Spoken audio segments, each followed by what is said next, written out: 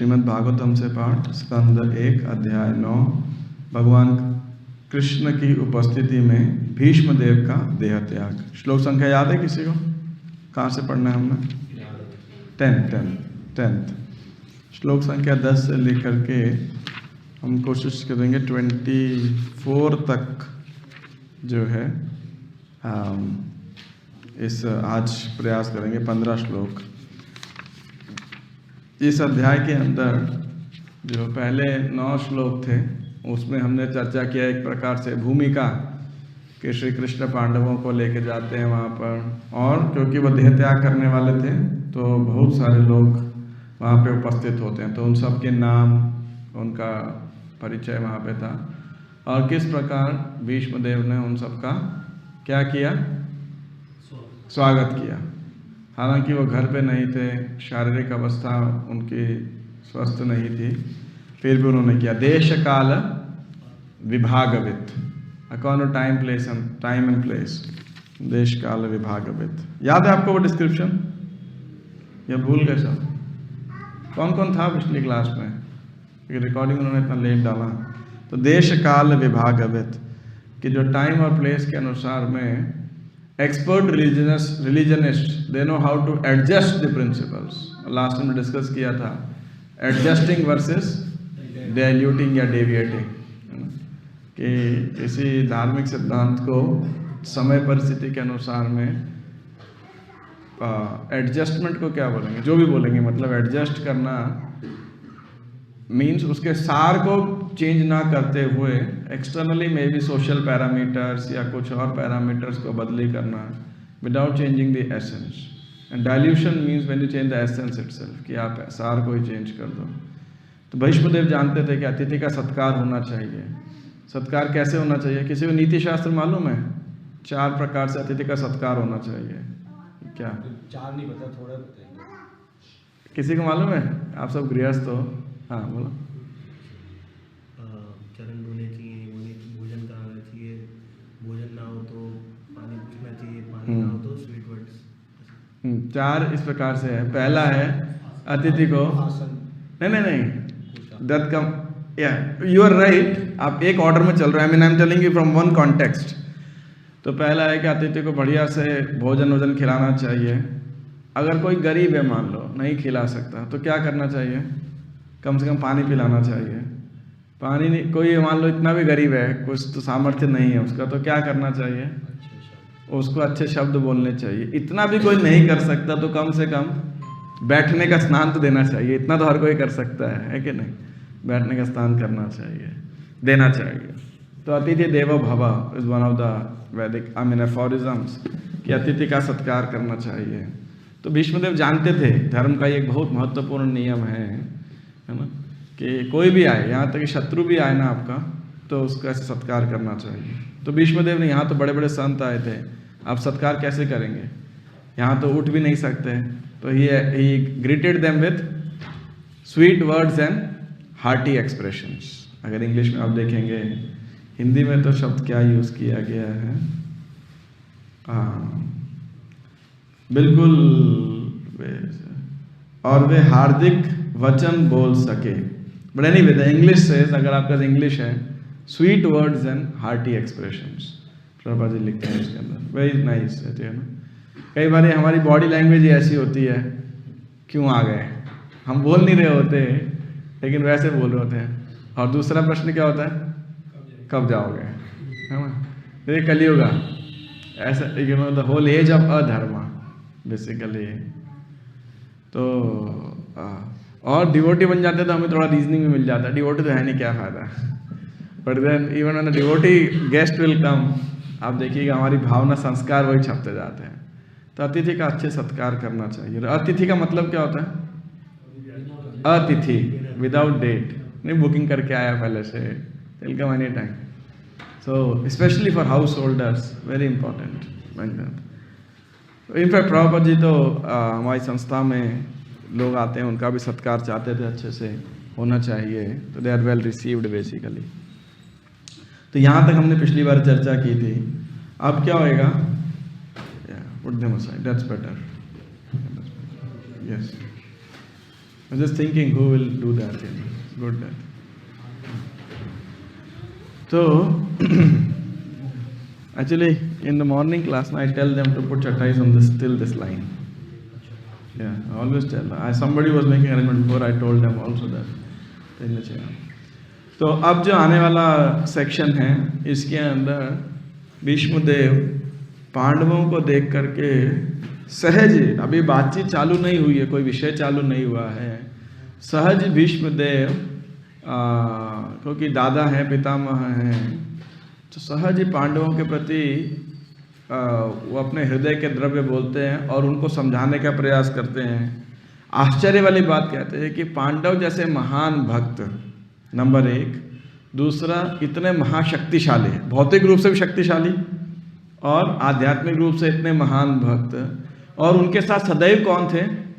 श्री कृष्ण। इतना कुछ होने के बाद भी पांडवों का अगर पूरा हिस्ट्री देखेंगे तो है क्या? केवल कठिनाई कठिनाई कठिनाई, केवल कष्ट कष्ट कष्ट, है ना।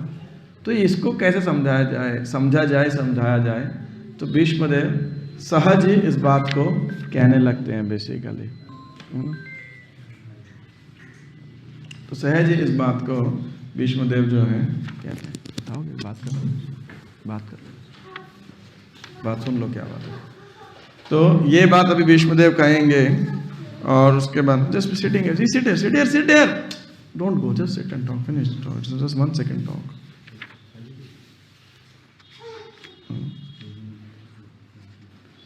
तो और उसके बाद में वो बताते बताते भगवान श्री कृष्ण के विषय में तत्व ज्ञान कहने लगेंगे, है ना।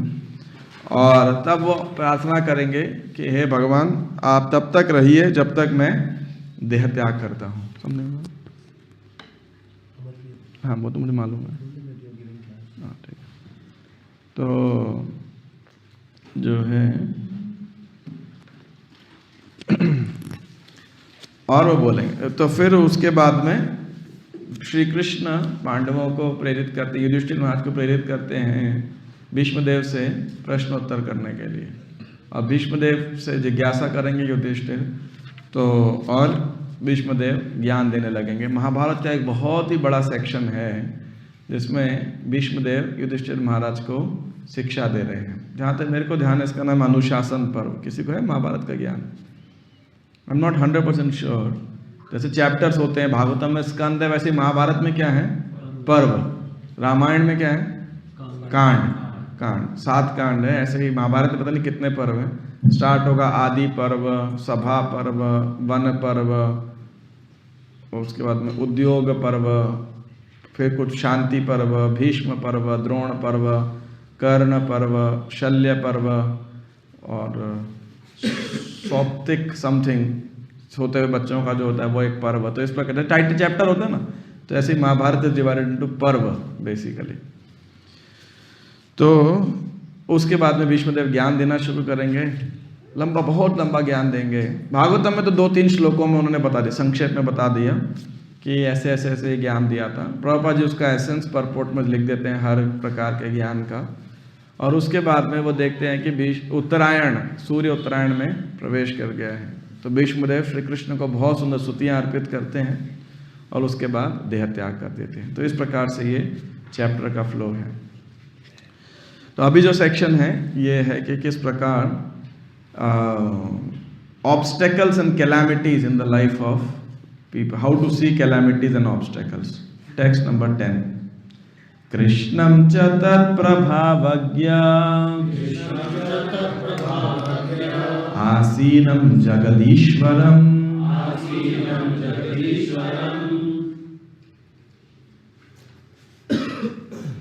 हृदिस्थं पूजयामास माययोपात्तविग्रहम्। तो कहते कृष्णं च तत्प्रभावज्ञा, कृष्ण के महिमा को जानने वाले, उनके प्रभाव को जानने वाले। तो ये सूत गोस्वामी कह रहे हैं कि भगवान श्री कृष्ण प्रत्येक के हृदय में आसीन है, तो भी वे अपनी अंतरंगा शक्ति से अपना दिव्य रूप प्रकट करते हैं। ऐसे भगवान साक्षात भीष्मदेव के समक्ष बैठे हुए थे। और चूंकि भीष्मदेव उनकी महिमा से परिचित थे, अतएव उन्होंने उनकी विधिवत पूजा की। तो देखो भगवान तो ऐसे किसी के हर किसी के सामने प्रकट नहीं होते हैं। Krishna comes by his internal potency, अजोपि सन् अव्ययात्मा भूतानाम ईश्वरोपि सन् संभवामि आत्ममायया। अजोपि सन् अव्ययात्मा भूतानाम ईश्वरोपि सन्, किसी को याद आ गया? प्रकृतिम स्वाम अधिष्ठाय संभवामि आत्ममायया। श्री कृष्ण अपनी इंटरनल पोटेंसी किसी के सामने प्रकट होते हैं तो वो भगवान भीष्मदेव के समक्ष बैठे हुए थे और भीष्मदेव श्री कृष्ण के तत्व के विषय में भली भांति जानते थे। इसका क्या प्रमाण है? कैसे आप कह सकते हो कि भीष्मदेव श्री कृष्ण के बारे में जानते थे? कैसे आप बोलोगे कि भीष्म को सब कुछ जानकारी थी कृष्ण के बारे में, भीष्मदेव को? बताओ। ओके, और कहिए। विराट रूप क्या है? मटेरियल टेम्पररी फॉर्म है, उसमें क्या है? 12 महाजन में से एक है। सिंपल सी बात है भाई, इतनी सिंपल सी बात है। 12 द्वादश महाजनों में एक महाजन है जिससे आप कह सकते हो कि हाँ, महाजन का मतलब यही है कि जो भगवान के तत्व को जानता है। तो श्री कृष्ण के तो इन्होंने विधिवत पूजा की। अब विधिवत पूजा की मतलब क्या किया रहेगा? प्रणाम किया रहेगा, नमस्कार किया होगा और बाकी बातचीत करी होगी उनके साथ। और तो कुछ करने के लिए शारीरिक सामर्थ्य में थे नहीं, और मानसिक रूप से किया रहेगा। अब भीष्मदेव ने आगे क्या उनकी प्रक्रिया होती है वो देखिएगा। पांडुपुत्रानुपासीनान् प्रश्रय प्रेम संगतान् अभ्याचष्टानुरागाश्रये अंधीभूतेन चक्षुषा। पांडुपुत्रों को उपासीनान अपने पास में आया देखकर, खड़ा देखकर, प्रश्रय प्रेम संगतान, वो बड़े प्रेम से आप्लावित हो गए, अभिभूत हो गए। प्रश्रय, आप्लावित हो गए बिल्कुल। और भीष्मदेव ने उन्हें क्या किया? अभ्याचष्ट अनुराग, प्रेम पूर्वक उन्हें बधाई दी। Congratulated them basically. What is the English say? Congratulated है ना। चलिए, मैंने सारा ये इंग्लिश में ही पढ़ा अब तक, so therefore remember the English words but not the Hindi one so far. तो ये congratulated them means welcome them, और इतने प्रसन्न थे उनको देख करके कि क्या हो गया? अंधीभूतेन चक्षुषा। उन चक्षुषा मतलब आंखें। आगे आगे आ जाइए, मेरे हिसाब से काफी जगह है इस तरफ भी, और भक्त भी इधर आ सकते हैं। There is a lot of space this side, maybe they can make a third. अंधीभूतेन चक्षुषा, तो उनकी आंखें क्या हो गई? आंसुओं से, मतलब जैसे कभी किसी के आंख में आंसू आ जाता है तो क्या होता है? दिखाई नहीं देना पड़ता ना, फिर आंसू बीच में आ जाता है। तो अंधीभूतेन मतलब एक प्रकार से उनकी आंखें क्या हो गई? आंसुओं से भर गई, यानी he became blind folded basically, कि अभी एक तरीके से नहीं दिख रहा था। कहने का मतलब है आनंद के आंसुओं से वो भर गए थे। पास ही महाराज पांडु के सारे पुत्र शांत बैठे थे और अपने मरणासन्न पितामह के प्रेम से अभिभूत थे। यह देखकर भीष्मदेव ने उन्हें भावपूर्ण बधाई दी। उनके नेत्रों में आनंद अश्रु थे क्योंकि वे प्रेम तथा स्नेह से आप्लावित हो गए थे। तो पांडु पुत्र भी बहुत प्रेम करते थे। क्यों प्रेम करते थे? क्योंकि उनके पिताजी तो पांडु तो बचपन में शरीर छोड़ दिए थे। तो he was very they were sheltered by Bhishmadev basically. Bhishmadev through उनके बचपन में, उनके सब टाइम में भीष्म सदैव उनके वेल विशर। एक भीष्मदेव और दूसरा कौन था? विदुर जी। लेकिन विदुर के पास वो उतनी पावर नहीं थे। Bhishma because of age and everything else he had lot of influence that way. Vidur ji सलाह देते थे, बोलते थे, और he knew how to use diplomacy. Vidur expert थे इस मामले में। लेकिन विशेषकर भीष्मदेव से उनका प्रगाढ़ स्नेह था, और भीष्म भी उनके महान वेलविशर, हितैषी थे हमेशा। तो इसीलिए वो जो हैं दोनों पांडव भी उनसे बहुत प्रेम करते हैं, और पितामह भी जब उनको देखा तो स्वतः उनकी आंखों से आंसू आने लगे। और जब बहुत संतुष्ट थे वो, लास्ट टाइम किसी ने प्रश्न पूछा था कि ऐसे पांडुपुत्र राजसी वेशभूषा में क्यों गए हैं? Somebody this question was asked.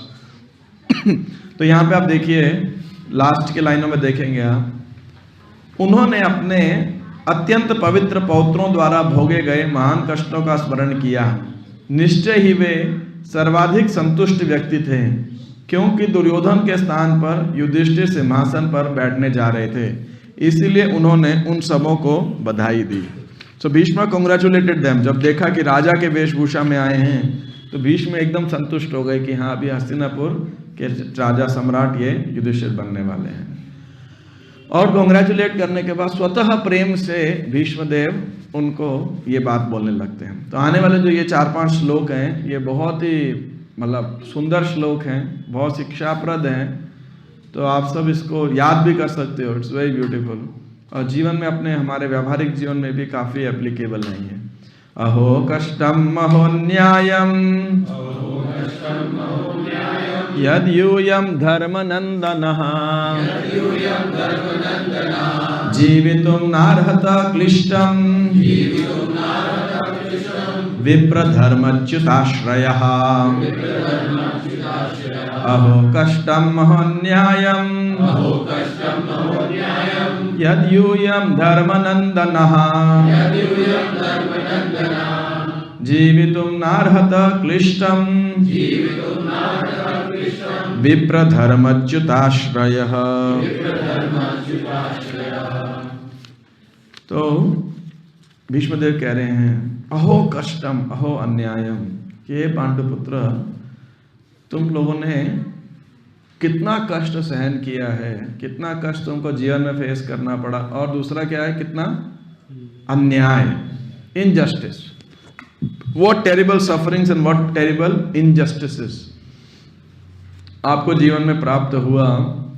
यद यूयम, हालांकि आप क्या हो, यूयम आप सब क्या हो, धर्मनंदना, मतलब साक्षात धर्म के पुत्र हो, धर्मराज युधिष्ठिर तो है ही हैं, फिर भी आपको इतना कष्ट प्राप्त हुआ, और इतना कष्ट और इतना इंजस्टिस था। जीवितुम नारदा क्लिष्टुम, एक्चुअली तुम्हारी मृत्यु हो जानी थी, है ना, तुम्हारे जीने की बचने की कोई आशा नहीं थी, लेकिन क्यों बच गए?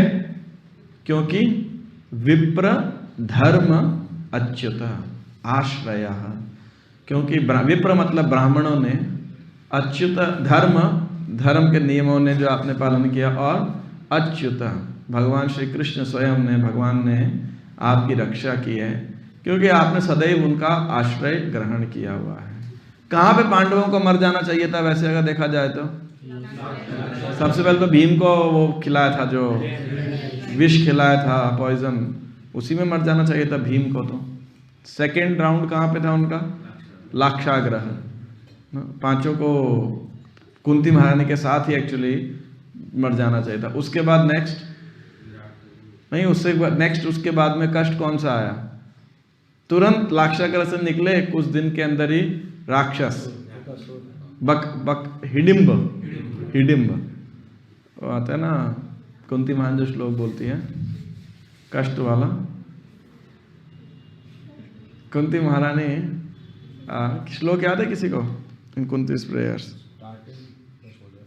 उसके बाद तो याद रहेगा सबको। हाउ इट स्टार्ट्स, कुंती महारानी जब सारे कष्टों को बारे में बोलती है ना, नहीं, that is Uttara, that is not Kunti, and she says विपदा संतु से पहले विशान महाग्ने पुरुषाद दर्शना असत सभाया वनवास कृच्छ्रतः मृधे नेक महारथा स्रतो द्रोणी च स्म हरे विरक्षिताः।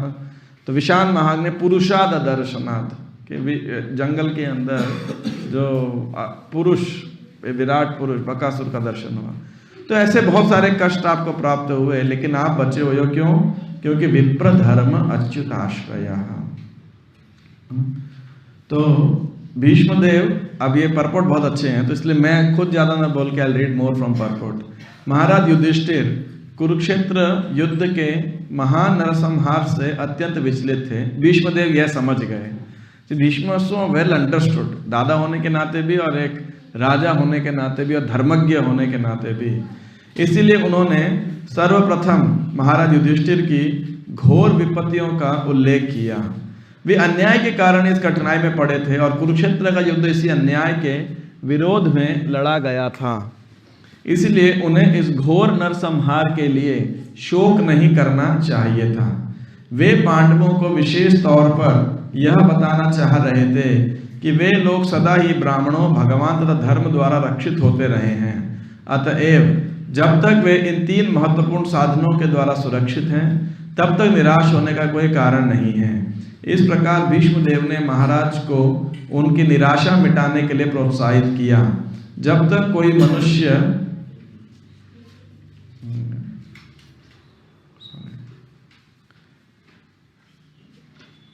कोई मनुष्य भगवान की इच्छा के साथ पूरा तालमेल बनाए रखता है, प्रामाणिक ब्राह्मणों तथा वैष्णव द्वारा निर्देशित होता है और धार्मिक सिद्धांतों का दृढ़ता से पालन करता है, तब तक उसके निराश होने का कोई कारण नहीं है। भले ही जीवन की परिस्थितियां कितनी विषम क्यों न हो।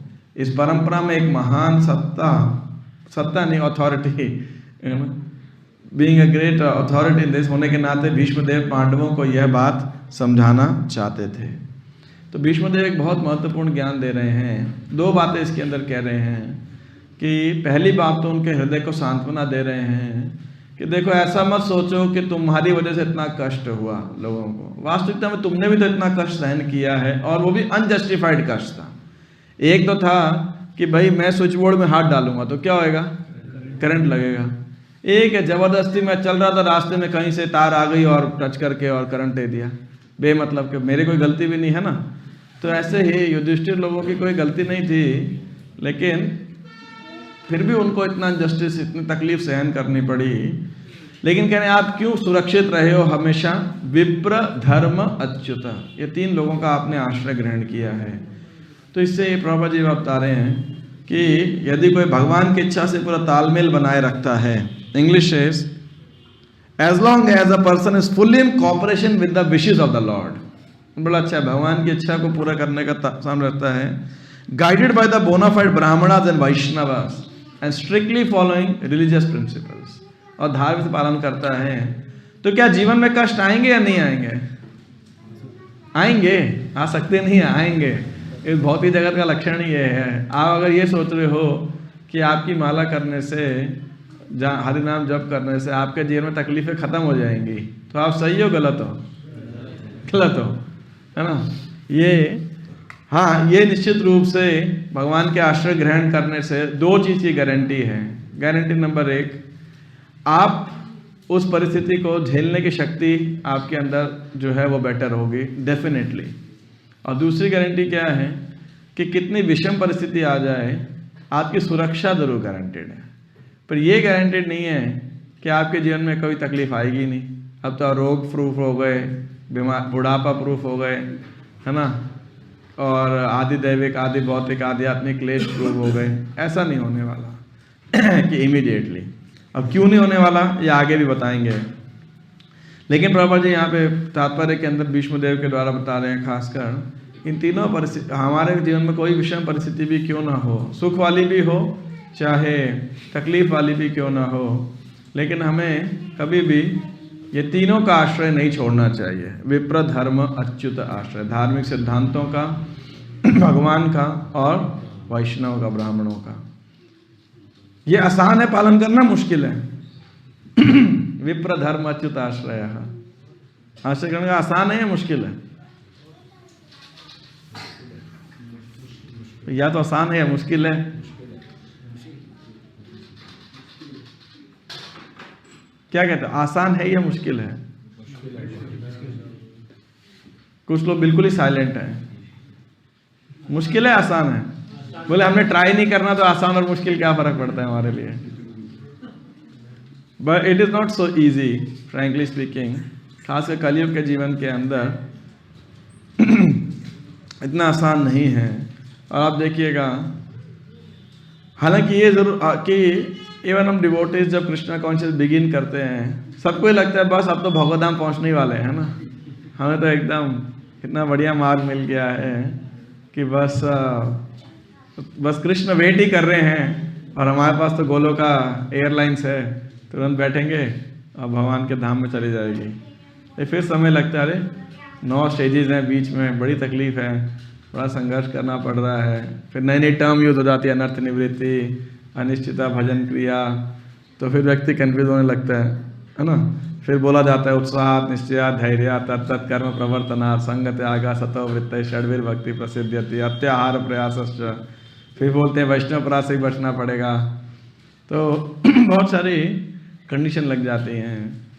तो इसीलिए तो हम देखते हैं कई बारी भक्त लोग भक्ति के मार्ग से थोड़ा च्युत हो जाते हैं, अलग हो जाते हैं, नहीं, क्योंकि इतना आसान नहीं है। जीवन में जब कठिन परिस्थितियां आती हैं, शारीरिक, मानसिक, आर्थिक, सामाजिक इत्यादि, it become very natural like that for devotees to give up the shelter of विप्र धर्म अच्युत, वैष्णवों का धर्म के साधना के रेगुलेटरी प्रिंसिपल्स, और साथ साथ क्या, भगवान की शरण ग्रहण करना। हालांकि भक्ति में इतनी शक्ति है कि बेचारा जाएगा भी तो कहाँ जाएगा, वापस घूम के इधर ही आएगा। उसको ना भौतिक सुख मिलने वाला है और अध्यात्म बीच में लटक जाता है ना। लेकिन आओ ऐसे भक्तों को, या इन जनरल भी, चलो I will come to the next point. यानी विप्र धर्म अच्युत आश्रय हमारे लाइफ की एक गाइडलाइन होनी चाहिए कि हम अपने जीवन के अंदर we are guided by the devotees, by the supreme Lord, and we always follow the regulatory principles. खासकर हमें एक प्रयास करना चाहिए अपने जीवन के अंदर, विशेषकर 4 नियम और 16 माला, ये जो नियम है, इसको अपने जीवन में bare minimum I am saying it should never be compromised like that, especially eating outside, cooked by non-devotees at unclean places. It has a lot of influence, you know, like that. और ऐसे कुछ चीज़ें और जो हमें कभी या ज़बरदस्ती लेट तक उठना, हम सबको प्रयास करना चाहिए, सुबह जल्दी उठना चाहिए, सुबह जल्दी उठ के जितना संभव हो as per your schedule, office schedule और घर के शेड्यूल, बच्चे इत्यादि, पर हमें इसमें हमेशा प्रयास करना चाहिए। और वैष्णव का संग करना चाहिए, प्रभुपाद जी किताबें पढ़ने का प्रयास करना चाहिए। ये कुछ बेसिक हमें हर स्थिति में करने का प्रयास करना चाहिए, चाहे परिस्थितियाँ चेंज होती रहेंगी। आज यहाँ पे एवरेज एज ग्रुप 30-32 का होगा लगभग 20 साल बाद मिलेंगे हम सबका एज ग्रुप कितना हो जाएगा, 50, 52, 55 के आसपास होने लगेंगे, है ना। बॉडी चेंज हो जाएगी, फॉर्म्स, हमारे रूप चेंज हो जाएगा, आवाज़ चेंज हो जाएगी। ये जो बच्चे अभी खेल रहे हैं फिर इनके बच्चे हो जाएंगे, है ना, नेचुरली तब ये देख कर रहे होंगे, तो थिंग्स विल चेंज। लेकिन कृष्ण से आपका संबंध चेंज नहीं होगा। 20 साल बाद भी Bhagavatam will remain still the same, dharma will remain still the same. तो इसीलिए हम भक्तों को पूरा प्रयास करना चाहिए धार्मिक नीति नियमों का सख्ती से पालन करने का और अभ्यास करने का। क्यों छूट जाता है कई बार? क्योंकि हमारा अभ्यास पक्का नहीं होता। जिसका अभ्यास पक्का होता है तो क्या होता है, कठिन परिस्थिति भी आएगी तो खींच लेता है। लेकिन जिसकी प्रैक्टिस ही वीक है तो क्या होगा, वो फिर क्या बोलते हैं, the more you sweat in peace the less you bleed in war. सुना है आपने कहावत, the more you sweat in peace. शांति में जो ज़्यादा अपना नेट प्रैक्टिस में समय बिताता है तो ज़्यादा चांस है कि वो जब युद्ध होगा, लड़ाई होगी, मैच होगा तो वो विजयी होगा, है कि नहीं। तो देखो, तो अब आगे कुंती महारानी के विषय में कहते हैं, संस्थिते तीरथे पांडव पृथा बाल प्रजा प्रद्वधुः युष्मत्कृते बहून् क्लेशान् प्राप्ता तोकवती मुहुः। तब वो याद कर रहे हैं उनकी माता के बारे में। कौन? पृथा, कुंती महारानी के विषय में, जो कि बाल प्रजा वधु, जो मेरी पुत्र वधु है, मेरी बहू है, तो उसके जीवन में कितना कष्ट था। देखो किसकी मृत्यु हो गई, समस्थिते अतिरथे पांडव। हालांकि पांडु एक महान सेना नायक थे, बहुत पराक्रमी वीर थे, लेकिन समहाउ उनकी बहुत जल्दी मृत्यु हो गई, तो विधवा हो गई पृथा। बाल प्रजा वधु, और साथ में क्या था, बच्चे कैसे थे उस समय, छोटे छोटे थे। आप सोचिए कोई स्त्री जिसके बच्चे ऐसे छोटे हों और विधवा हो जाए उस दौरान, तो बड़ा it is not easy to raise children like that. तो उनको वैसे इतना कष्ट हुआ वहाँ पे, और उसके बाद युष्मत कृते बहून क्लेशान प्राप्ता तोकवती मुहुः, तो उनको बहुत कष्ट हुआ आपको रेस करने में, 5 बच्चों को, और जबकि 2 की तो माता माद्री वो हो गई थी, क्या बोलते हैं, she got burnt with the Pandu, सती जब हो गई अग्नि में प्रवेश कर गए। तो युष्मत कृते, और आप लोगों के कार्यों के कारण भी, तुम्हारे कारण, कार्यों के कारण नहीं कहना चाहिए, तुम्हारे कारण, बिकॉज ऑफ यू, क्योंकि आप लोग सदैव दुर्योधन की नज़र में चुपते रहते थे, तो इसके कारण उनको क्या हुआ, बहून क्लेशान, बहुत क्लेश प्राप्त हुआ, बहून क्लेशान प्राप्त तोकवती मुहुः। हालांकि आप बड़े तो हो गए, लेकिन फिर भी तुम्हारे कारण, तुम्हारे कर्मों के कारण काफ़ी कष्ट उठा रहे हैं। क्या कर्म उनके, उनकी तो ऐसी कोई गलती नहीं थी, लेकिन लाक्षाग्रह हुआ, तो कुंती भी तो साथ में जंगल में उनको विचरण करना पड़ा। उसके बाद में इंद्रप्रस्थ बन गया तो ठीक था, लेकिन फिर जुआ हुआ, जुए में ऐसा जुआ खेला भाई, बड़ा बड़ा जुआरी ना खेले ऐसा जुआ, और यहाँ धर्मराज युधिष्ठिर हैं समहाउ जो है, तो वो तुम्हारे कर्मों के कारण काफ़ी कष्ट उठा रही हैं। तो यहाँ पे पांडु भीष्मदेव कुंती महारानी के कष्टों पर दुगुना शोक प्रकट कर रहे हैं। कम आयु में विधवा हो जाने तथा राज परिवार में अपने छोटे छोटे बच्चों के पालन पोषण करने में उसे अत्यधिक कष्ट उठाना पड़ा, और जब उसके बच्चे बड़े हो गए तो उनकी करनी से उसे कष्ट उठाना पड़ रहा था, अतएव उसके कष्ट जैसे के तैसे बने हुए थे।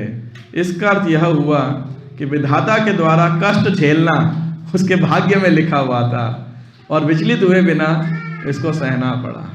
कुंती के लिए तो और भी कष्ट था। दुर्वासा मुनि की सेवा करी तो उससे क्या हुआ, उनको मंत्र प्राप्त हुआ। चाइल्डिश एंथुजियाज्म के अंदर उन्होंने क्या किया, सूर्य देव को बुला लिया, तो कौन प्रकट हो गया, कर्ण पैदा हो गया। अभी विवाह के पहले हुआ तो उसको नदी में बहा दिया, लेकिन वो कुंडल और कवच के साथ पैदा हुआ था तो बच गई, नहीं तो समाज में बड़ी लज्जा उनको फेस करना पड़ता। उसके बाद में शादी हो गई तो पांडु ने, एक ऋषि थे, वो हिरण के रूप में जंगल में विचरण कर रहे थे, तो जब अपनी पत्नी के साथ संग कर रहे थे तो पांडु सोचा हिरण है, तो उसके आँख में पता नहीं ऐसा कहीं, तो आँख में नहीं, ऐसे ही बाण मारा, तो वो हिरण जो है, ऋषि जो थे वो, आई थिंक किंदम नाम था, मैं श्योर नहीं हूँ 100%, ऐसा कुछ तो नाम था उनका। तो उन्होंने श्राप दिया कि जब तुम अपनी पत्नी के साथ सहवास करोगे उस समय तुम्हारी मृत्यु भी हो जाएगी। अभी तो 5 बच्चे पैदा नहीं हुए थे, अभी क्या करेंगे, संतान उत्पत्ति कैसे करेंगे, तो बड़े उनको चिंता थी। तो फिर पांडु उनको कहने लगे कि आप क्या करो, ब्राह्मणों से संतान उत्पत्ति करो। तब उन्होंने बताया मेरे पास एक स्पेशल वरदान है, दुर्वासा के द्वारा दिया गया, देवताओं के द्वारा संतान उत्पन्न कर सकती हूँ। तो पांडु बहुत खुश हो गए। तो पहले सूर्य देव, फिर वायु, फिर इंद्र, फिर 3 संतान हो गए। तब पांडु ने बोला और संतान लड़के होने चाहिए, तो उन्होंने मना कर दिया कुंती ने। फिर माद्री आई, तो फिर माद्री को सिखाया तो उन्हें अश्विनी कुमार से नकुल और सहदेव। तो आप देखो पूरे जीवन में कष्ट ही कष्ट है, मतलब there was not a smooth sailing at all. तो यहाँ कह रहे हैं विधाता के द्वारा कष्ट झेलना उसके भाग्य में लिखा हुआ था, और विचलित हुए बिना इसको सहना पड़ा। अभी क्या कर सकते हो, एक कहावत है, I don't know if Prabhupada ji said it or not, but a Bengali proverb, कह रहे हैं कापा अनंत और भरत थोड़ा शांति रखोगे, less noise, play but with less noise. कापाली के नायको घी ठक ठकायले होइलो की। कपाली के मतलब किसी के फोरहेड में, कपाल में, रेखाओं में घी नहीं लिखा हुआ है, तो आप घी के टीन को पीटते रहो, ठक ठकायले होइलो की, घी थोड़ी निकलेगा कोई, जितना मर्जी आप पीटते रहो, जब आपकी कुंडली में घी है ही नहीं, पीटोगे भी तो कहीं गिर जाएगा, है ना, कोई और जिस चपाती में लगाओगे कोई और चपाती ले जाएगा, यू वोंट गेट द घी। तो उसी प्रकार से यदि आपके जीवन में सुख लिखा ही नहीं हुआ है, मान लो, तो फिर आप कुछ भी करते रहो, कुछ हो थोड़ी ना जाएगा। तो इसलिए तो ये है। तो अब कैसे समझा जाए इस बात को, तो ये भीष्मदेव समझा रहे हैं आगे। सर्वम काल कृतम मन्ये भवताम च यदा प्रियम सपालो यद वशे लोको वायोरीव घनावली।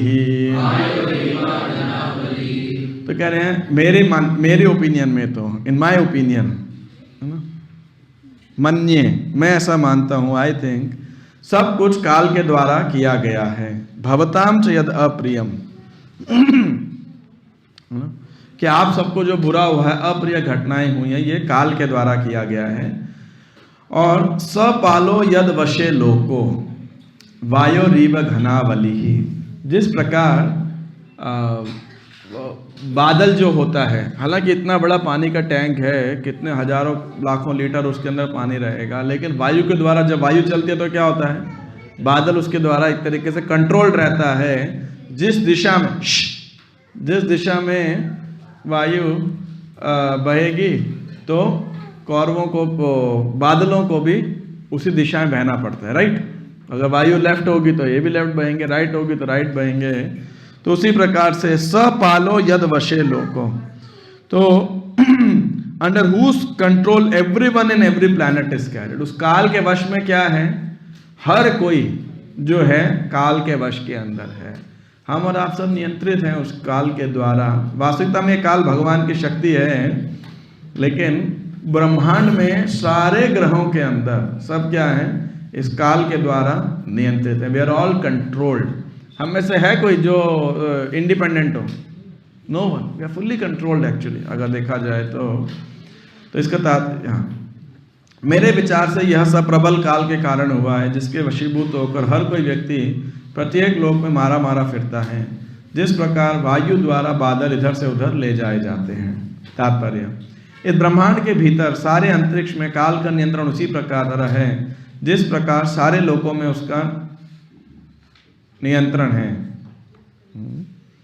There is control by time all over the space within the universe, as is control by time all over the planets. Okay.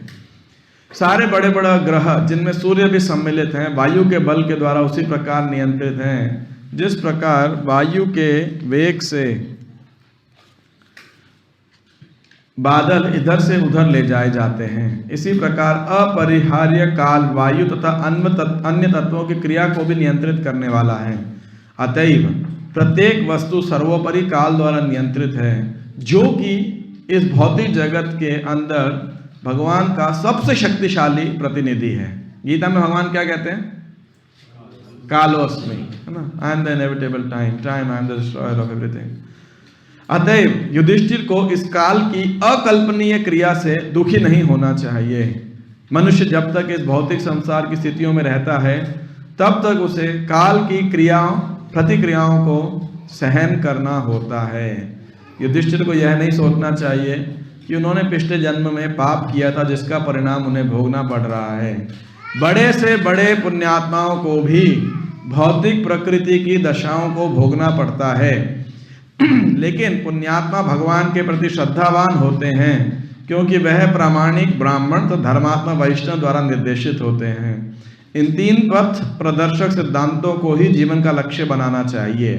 मनुष्य को शाश्वत काल की चालों यानी मूवमेंट से डिस्टर्ब नहीं होना चाहिए, विचलित नहीं होना चाहिए।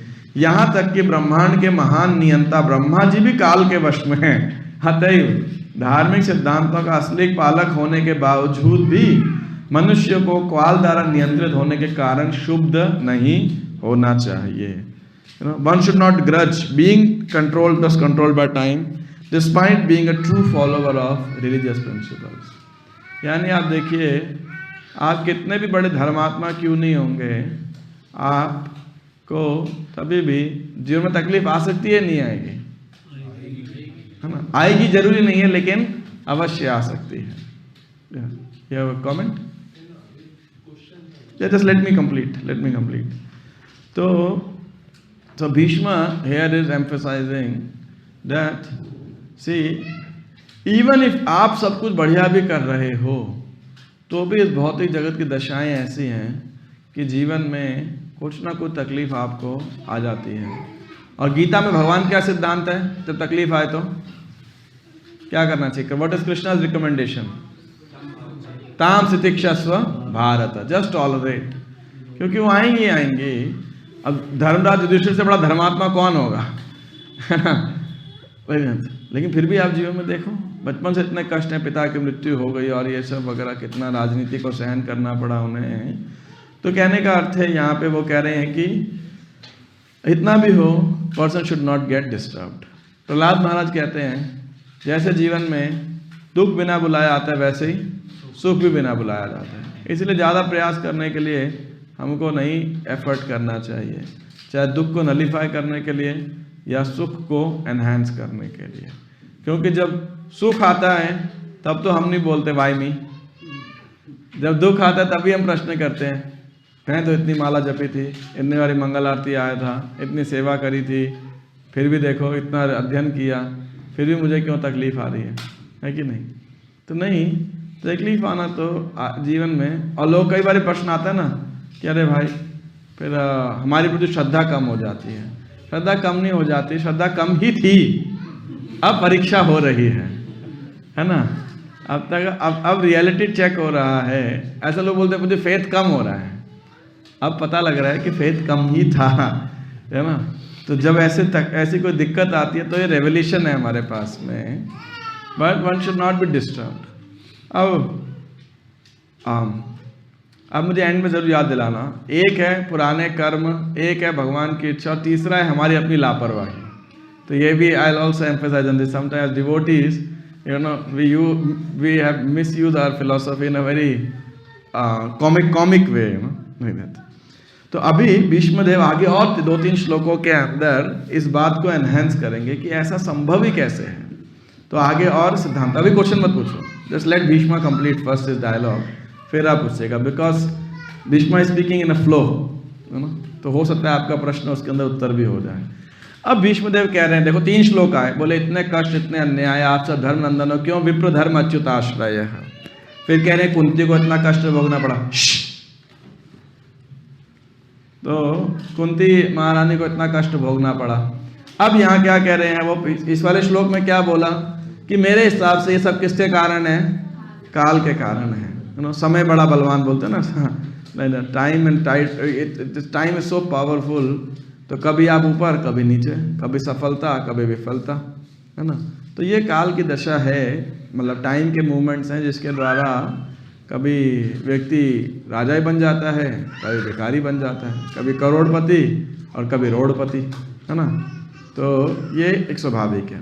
अब ये आश्चर्य कर रहे हैं भीष्मदेव, एक परिस्थिति और आपके पास में ला रहे हैं कि ठीक है, हम मान लेते हैं एक साधारण व्यक्ति के लिए तो काल की दशाएं मान लिया, चलो ठीक है ना, लेकिन तुम लोग तो विप्र धर्म अच्युत इन तीनों के आश्रय में थे। और भी इतना नहीं, आगे भी देखो क्या कह रहे हैं, यत्र धर्म सुतो राजा गदा पाणि वृकोदरः कृष्णो स्त्रीगांडिवं चापम सुहृत कृष्णस्ततो विपत्। अब कह रहे हैं कि चलो साधारण व्यक्ति तो समझ में आता, लेकिन यहाँ पे तो देखो, यत्र धर्म सुतो राजा, कौन है? युधिष्ठिर। यहाँ तो धर्मराज स्वयं है, धर्मराज के पुत्र स्वयं हैं, राजा यानी युधिष्ठिर है। गदा पाणि वृकोदरः, मतलब क्या हुआ? गदा पाणि वृकोदरः मतलब, हाँ, पाणी मतलब हाथ और गदा मतलब गदा, और वृकोदरः किसका नाम है? भीम। भीष्म नहीं, भीमसेन। क्यों वृकोदरः? जिसका बड़ा पेट है। अपने लोग वीक उदर है ना? कलयुग के अंदर लोग वीक उदर होते हैं, भीष्म वृकोदरः।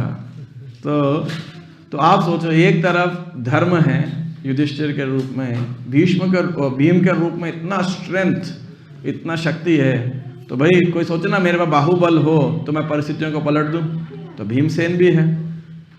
और कृष्णोस्त्री गांडीवम चापम, और कौन है? अर्जुन। अर्जुन का भी एक नाम कृष्ण है। तो गांडीवधारी अर्जुन स्वयं, कौन है भाई ये? तो कृष्णोस्त्री गांडीवम चापम, अर्जुन जो गांडीवधारी अर्जुन है, वो क्या कर रहे हैं? वो भी है वहां पर। इतने शक्तिशाली अर्जुन, आप सोचिए, देवता और दानव प्रैक्टिकली इकट्ठे आ जाएं अगर युद्ध करने के लिए, दोनों सेनाएं, यू नो, देवता दानव वैसे तो आपस में लड़ते हैं, लेकिन मान लो दोनों अलायंस बना के अर्जुन के खिलाफ लड़ने के लिए आ जाएं, तो अर्जुन को alone could have fought with them. ऐसा शक्ति वर्णन आता है अर्जुन का जगह जगह पे। तो अर्जुन इतना शक्तिशाली। और कौन है? सुहृद कृष्ण ततो विपत्। इतना नहीं, उनके सुहृद कौन है? हितैषी कौन है? स्वयं श्री कृष्ण है। आप देखो क्या कॉम्बिनेशन है कि नहीं? धर्म है, बल है, कौशल शक्ति है वहाँ पर सब कुछ बदलने का, जो बेस्ट ऑफ बेस्ट मेटीरियली जो बेस्ट हो सकता था वो सब कुछ है यहाँ पे। हाँ, धर्म है, कोई बोलेगा चलो अधर्म करता है तो जैसे करनी वैसे भरनी, पाप का घड़ा फूटता है ना, तो ऐसा भी नहीं है। ऐसा नहीं है चलो कमजोर थे, ऐसा भी नहीं था। राजा थे, आर्थिक रूप से कमजोर थे, ऐसा भी नहीं था। चलो उनमें टैलेंट की कमी थी, बुद्धि नहीं थी, नकुल सहदेव भी थे उधर, और इसके अलावा स्वयं श्री कृष्ण थे। आप सोचो फिर भी इतनी विपदा आई, आप सोचिए। हमारे साथ में तो इसमें से हार्डली कुछ होता है, राइट। ना धर्म है, ना बल है, ना टैलेंट है, ना बुद्धि है, ना श्री कृष्ण है, तो कष्ट आना स्वाभाविक है या नहीं है? फिर कष्ट आ गया तो क्या ही हो गया, मतलब ऐसा कौन सी बड़ी बात हो गई जिसमें हम रोने पिटने लग जाए हैं? नहीं ना, कि हाय हाय ये हो गया, हाय हाय वो हो गया। तो ओह, अपरिहार्य काल का प्रभाव कितना आश्चर्यजनक होता है, यह अपरिवर्तनीय है। अन्यथा धर्मराज के पुत्र युधिष्ठिर, गदाधारी भीम तथा गांडीव वस्त्र धारण करने वाले बलशाली महान धनुर्धर अर्जुन एवं सबके ऊपर पांडवों के प्रत्यक्ष हितैषी कृष्ण के होते हुए यह विपत्ति क्यों आती? तात्पर्य, जहां तक भौतिक या आध्यात्मिक साधनों की बात थी, पांडवों के लिए इनकी कमी न थी। भौतिक दृष्टि से वे अच्छी तरह से सुसज्जित थे, क्योंकि दो महान योद्धा अर्थात भीम तथा अर्जुन उनके साथ थे।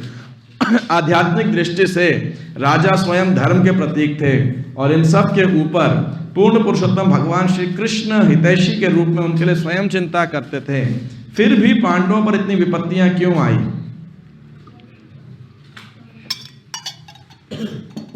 अब आप आगे सुनिए, देखिए। पुण्य कर्मों की शक्ति, despite the power of pious acts, the power of personalities, व्यक्तित्वों की शक्ति, the power of expert management, कुशल प्रबंध क्षमता, तथा भगवान श्री कृष्ण की प्रत्यक्ष अध्यक्षता, and the power of weapons under the direct supervision of Lord Krishna में होने पर भी पांडवों को अनेक विपत्तियां देखनी पड़ी, जिन्हें काल का, अपरिहार्य काल का प्रभाव ही कहा जा सकता है, which can only be explained as to the influence of काल इनएविटेबल टाइम। काल साक्षात भगवान से अभिन्न है, अतएव काल का प्रभाव भगवान की अकथ इच्छा का सूचक है। जब कोई बात किसी मनुष्य के वश के परे हो तो पछताने से कोई लाभ नहीं है। There is nothing to be lamented when a matter is beyond the control of any human being। तो इसीलिए ये एक बड़ी महत्वपूर्ण बात है कि हमें एज डिवोटीज अपने व्यक्तिगत जीवन में, चाहे इंस्टीट्यूशनल जीवन के अंदर, हमें ये अपने व्यक्तित्व में लाने का चाहिए। ज़्यादा शोकाकुल नहीं होना चाहिए। हाय हाय ये हो गया, हाय हाय वो हो गया, ऐसा क्यों हो गया, वैसा क्यों हो गया। नहीं, आप कुछ भी कर लेंगे ना। आप सोचिए, यहाँ तो direct Shri Krishna, expert management, power of personalities, power of pious act, ये सब कुछ होते हुए भी जो है जब कुछ हो जाता है तो इसे आप क्या बोलोगे? Nothing but the influence of time. And what is the influence of time? Time is nothing but the energy of the Lord basically. तो एक भगवान के लिए, भगवान की इच्छा को इस जगत में पूर्ण करने के माध्यम है काल बेसिकली। तो इसलिए अब आगे वो बताने वाले हैं। अच्छा, काल के प्रभाव को क्या हम बदल सकते हैं? क्या कोई बदल सकता है? जब स्वयं पांडव नहीं बदल पाए तो मैं और आप किस खेत की मूली है कि नहीं? नहीं। तो ये भीष्म यहाँ तक बोल के तो एक पिक्चर को हाईलाइट कर रहे हैं, एक साइड को, किसी युधिष्ठिर डोंट लैमेंट। आपके साथ बहुत इनजस्टिसेस हुए, इतने कष्ट भोगने पड़े। Although you had all materially and spiritually everything was well with you, still you had to undergo so many atrocities and so many challenges, so many difficulties। तो अब आगे बता रहे हैं इसके पीछे के कुछ कुछ कारण। नहीं अस्य कर्हिचित् राजन् पुमान् वेद विधित्सितम्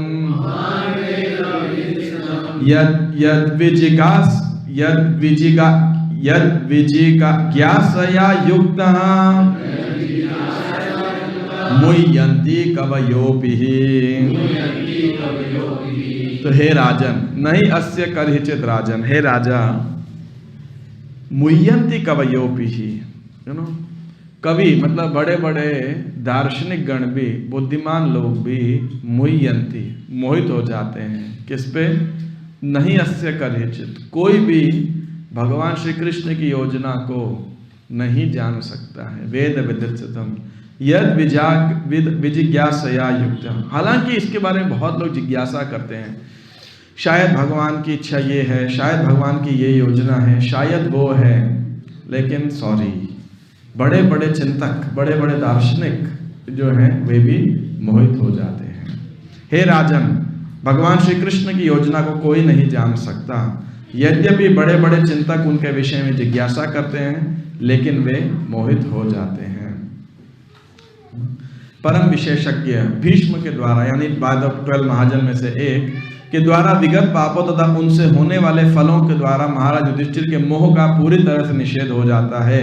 भीष्म देव महाराज युधिष्ठिर को जोर देकर बताना चाह रहे थे कि अनादि काल से शिव तथा ब्रह्मा जैसे देवताओं समेत कोई भी भगवान की वास्तविक योजना को नहीं जान पाया है, तो भला हम उसके विषय में कैसे जान सकते हैं। इसके विषय में जिज्ञासा करना भी व्यर्थ ही है।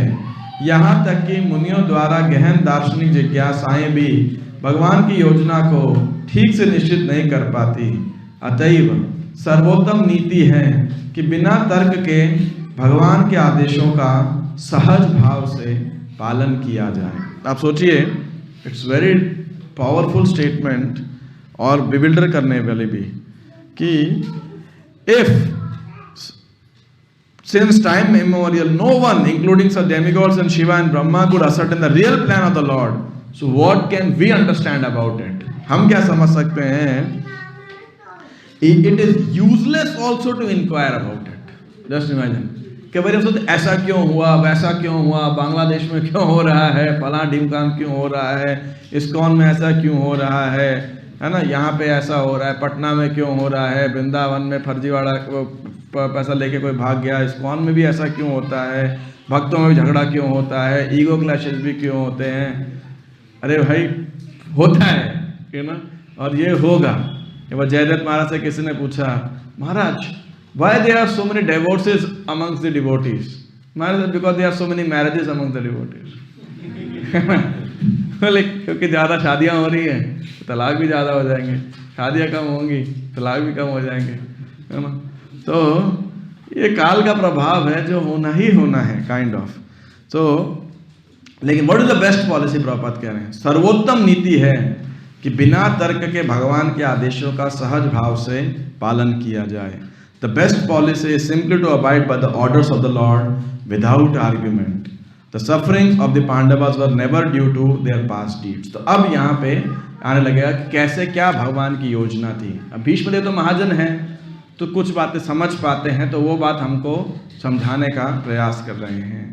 But the point is the most important carry home point, अगर आप इसे लेके जाना चाहते हो, always remain obedient to the orders of the Lord, कि हमें हर परिस्थिति में भगवान के आदेशों का सख्ती से पालन करना चाहिए, गुरु और भगवान के। ये नहीं कि हम तो गृहस्थ आश्रम में हैं, चलता है ना, थोड़ा बहुत कॉम्प्रोमाइज तो प्रभु जी चलता है।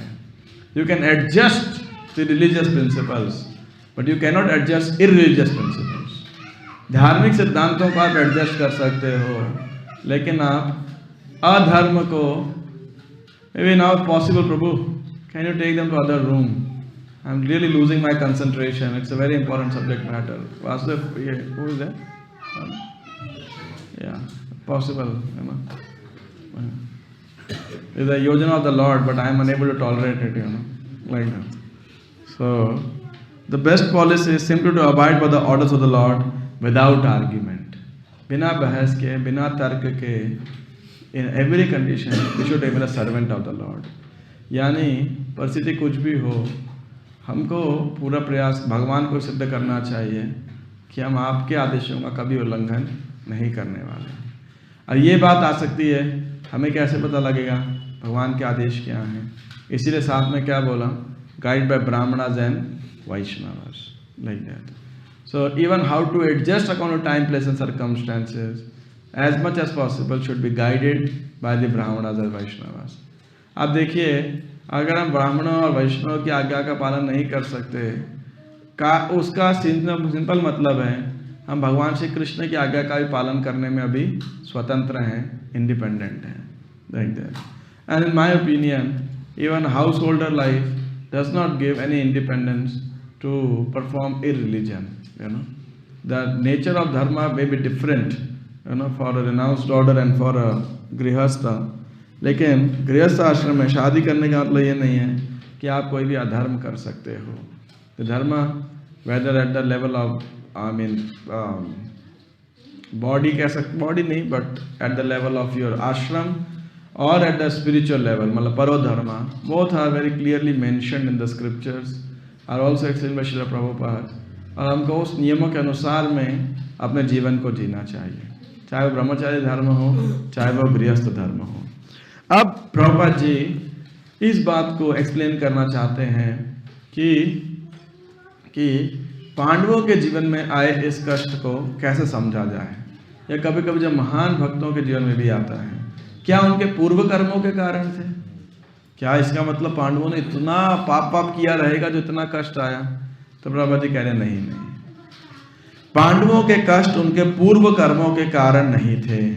भगवान की योजना तो धर्म का राज्य स्थापित करने की थी, अतएव पुण्य की विजय स्थापित करने के लिए उनके ही भक्तों को कुछ देर के लिए कष्ट उठाने पड़े. भीष्मदेव धर्म की विजय देखकर निश्चय संतुष्ट थे और राजा युधिष्ठिर को सिंहासन आरूढ़ देखकर प्रसन्न थे. यद्यपि वे स्वयं उनके विरुद्ध लड़े थे. भीष्म जैसे महान योद्धा भी कुरुक्षेत्र के युद्ध को नहीं जीत सके, क्योंकि भगवान यह दिखाना चाहते थे कि पाप कभी पुण्य को नहीं जीत सकता, चाहे कोई कुछ भी करना चाहे, है ना. भीष्मदेव भगवान के महान भक्त थे, लेकिन उन्हें भगवान की इच्छा अनुसार पांडवों के विरुद्ध युद्ध करना पड़ा, क्योंकि भगवान यह दिखलाना चाह रहे थे कि गलत पक्ष की ओर से लड़ने पर भीष्म जैसा योद्धा भी जीत नहीं सकता. भीष्मदेव चाहते थे क्या दुर्योधन के प्रति लड़ना, या नहीं चाहते दुर्योधन के तरफ से लड़ना? निश्चित रूप से कृष्ण के अगेंस्ट कौन लड़ना चाहेगा, लेकिन क्यों लड़े? क्योंकि भीष्म एक महाजन है, तो वे जानते थे, समझ गए थे कि श्री कृष्ण की योजना है, इसीलिए पूरा अपना एंडेवर प्रयास करके वो लड़े. और जब लड़ रहे थे तो जब आने वाले समय प्रार्थना करेंगे, बोले एक बात बताऊं श्री कृष्ण, मैं आपको अर्जुन से भी ज्यादा तो मैं रिलीज कर रहा था आपका पार्थ सारथी फीचर. कैसे?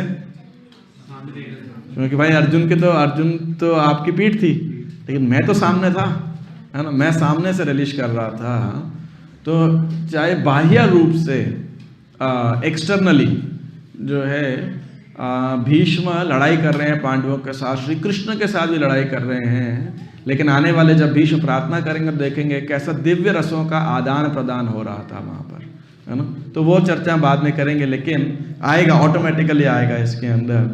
लेकिन यहाँ पे कह रहे हैं क्योंकि भगवान की योजना थी और भगवान की योजना के माध्यम थे पांडव, है ना, तो इसीलिए उनको ये सब कष्ट भी सहन करने पड़े.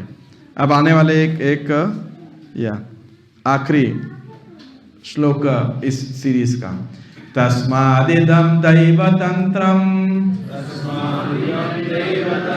व्यवस्थ्य भरतर्षभ तस्यानुविहितो नाथ पाहि प्रजा प्रभो.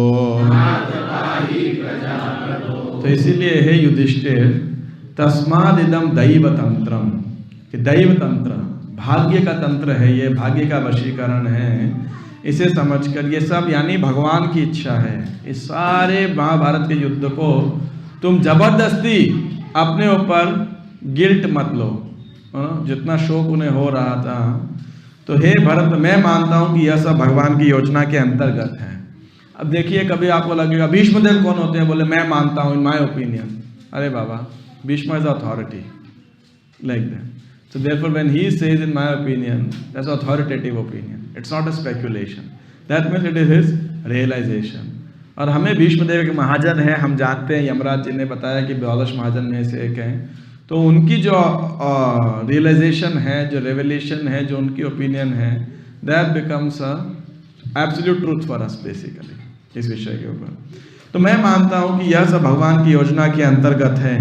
तुम भगवान की अचिंत्य योजना को स्वीकार करो और उसका पालन करो. अब तुम नियुक्त किए गए शासन अध्यक्ष हो, अतएव हे नाथ, हे महाराज, आप सबको उन लोगों को उन लोगों की देखभाल करनी चाहिए जो असहाय हो चुके हैं. वो प्रजा जो अनाथ हो चुकी है। तो हे प्रभु, हे नाथ, हे स्वामी, आप क्या करो, आप उनका पालन करो। क्यों? यही भगवान की इच्छा है। क्या भगवान की इच्छा है? विदुषी सोच सकते हैं, तो या हम भी सोच सकते हैं। तो यहाँ एक और तात्पर्य प्रभुपाद जी दे रहे हैं। The popular saying is that the housewife teaches the daughter in law by teaching the daughter. सच बात है ये, आप सब बहुओं का यही है? What is it? It's a popular saying, but may not be followed in the modern times. Maybe this is right or wrong? But it's still right. It's still relevant. तो एक कहावत है कि गृह स्वामी अपनी पुत्री को शिक्षा देते हुए पुत्र वधू को सिखाती है। मेरे हिसाब से तो आजकल बहुएं सास को सिखाती हैं। Maybe I am just on a lighter note, no intent. इसी प्रकार भगवान भी अपने भक्त को शिक्षा देकर संसार को शिक्षा देते हैं। भक्त को भगवान से कुछ नया नहीं सीखना होता क्योंकि भगवान निष्ठावान भक्त को उसके भीतर शिक्षा देते हैं। The devotee does not have to learn anything new from the Lord because the Lord teaches the sincere devotee always from within. Whenever therefore a show is made to teach the devotee, as in the case of the teachings of Bhagavad Gita, it is for teaching the less intelligent man. जैसा कि जब भी भक्त को शिक्षा देने का प्रदर्शन किया जाता है, जैसा कि भगवद गीता के उपदेश में हुआ है, तो यह कम बुद्धिमान मनुष्यों को शिक्षा देने के लिए होता है। अतः भक्त का धर्म है। आप लोग कितने लोग कहते हो कि आप सब भक्त हो? भाई इसमें तो हाथ खड़ा कर दीजिए। हम सब सोचते हैं कहीं ना कहीं चाहे आधा % 1% भक्त तो है ही ना, कि नहीं है? नहीं हो? हाँ तो हाथ खड़ा करो, फिर हाथ खड़ा करने का धर्म तो फॉलो करो कम से कम, है ना? तो अतः भक्त का धर्म है कि वह भगवान द्वारा प्रदत्त विपत्तियों को आशीर्वाद मानकर सह ले। यह आपका धर्म है हम सबका कि जो विपत्तियां आएंगी, a devotee's duty therefore is to ungrudgingly accept tribulations from the Lord as a benediction. अब बोलोगे कैसे? एक राजा मंत्री की कहानी सुनी थी। वो मंत्री बोलता था हमेशा जो होता है अच्छे के लिए होता है, भगवान अच्छे के लिए करता है। सुनी है ना कहानी? आपने बचपन में बहुत बार सुनी होगी या नहीं सुनी? कितनों ने नहीं सुनी या याद नहीं है? अच्छा, एक मंत्री था, वो हमेशा बोलता था भगवान जो करता है अच्छे के लिए करता है। तो एक बार राजा के साथ शिकार करने गया, तो वहाँ पे राजा का अंगूठा कट गया। तो मंत्री ने बोला भगवान जो करता है अच्छे के लिए। राजा को बहुत गुस्सा है, आपका अंगूठा कटे और कोई बोले भगवान की इच्छा है तो कैसा लगेगा आपको? बोले बताओ तेरा अंगूठा काट के भगवान की इच्छा है। तो राजा को भी गुस्सा आया। जैसे वापस अपने वो महल में पहुंचे, इसको जेल में डाल दिया राजा को। ये मंत्री को गुस्सा आया। तो थोड़े दिनों बाद राजा फिर गया लड़ने के लिए जंगल में शिकार करने। इस बार थोड़ा और गहरे जंगल में चले गए। तो जितने उसके अंगरक्षक थे, बॉडीगार्ड थे, मंत्री सैनिक वैनिक थे, सब पीछे रह गए। इसको कबीलों ने पकड़ लिया और उन्होंने उसको पकड़ लिया नर बलि देने के लिए देवी काली को।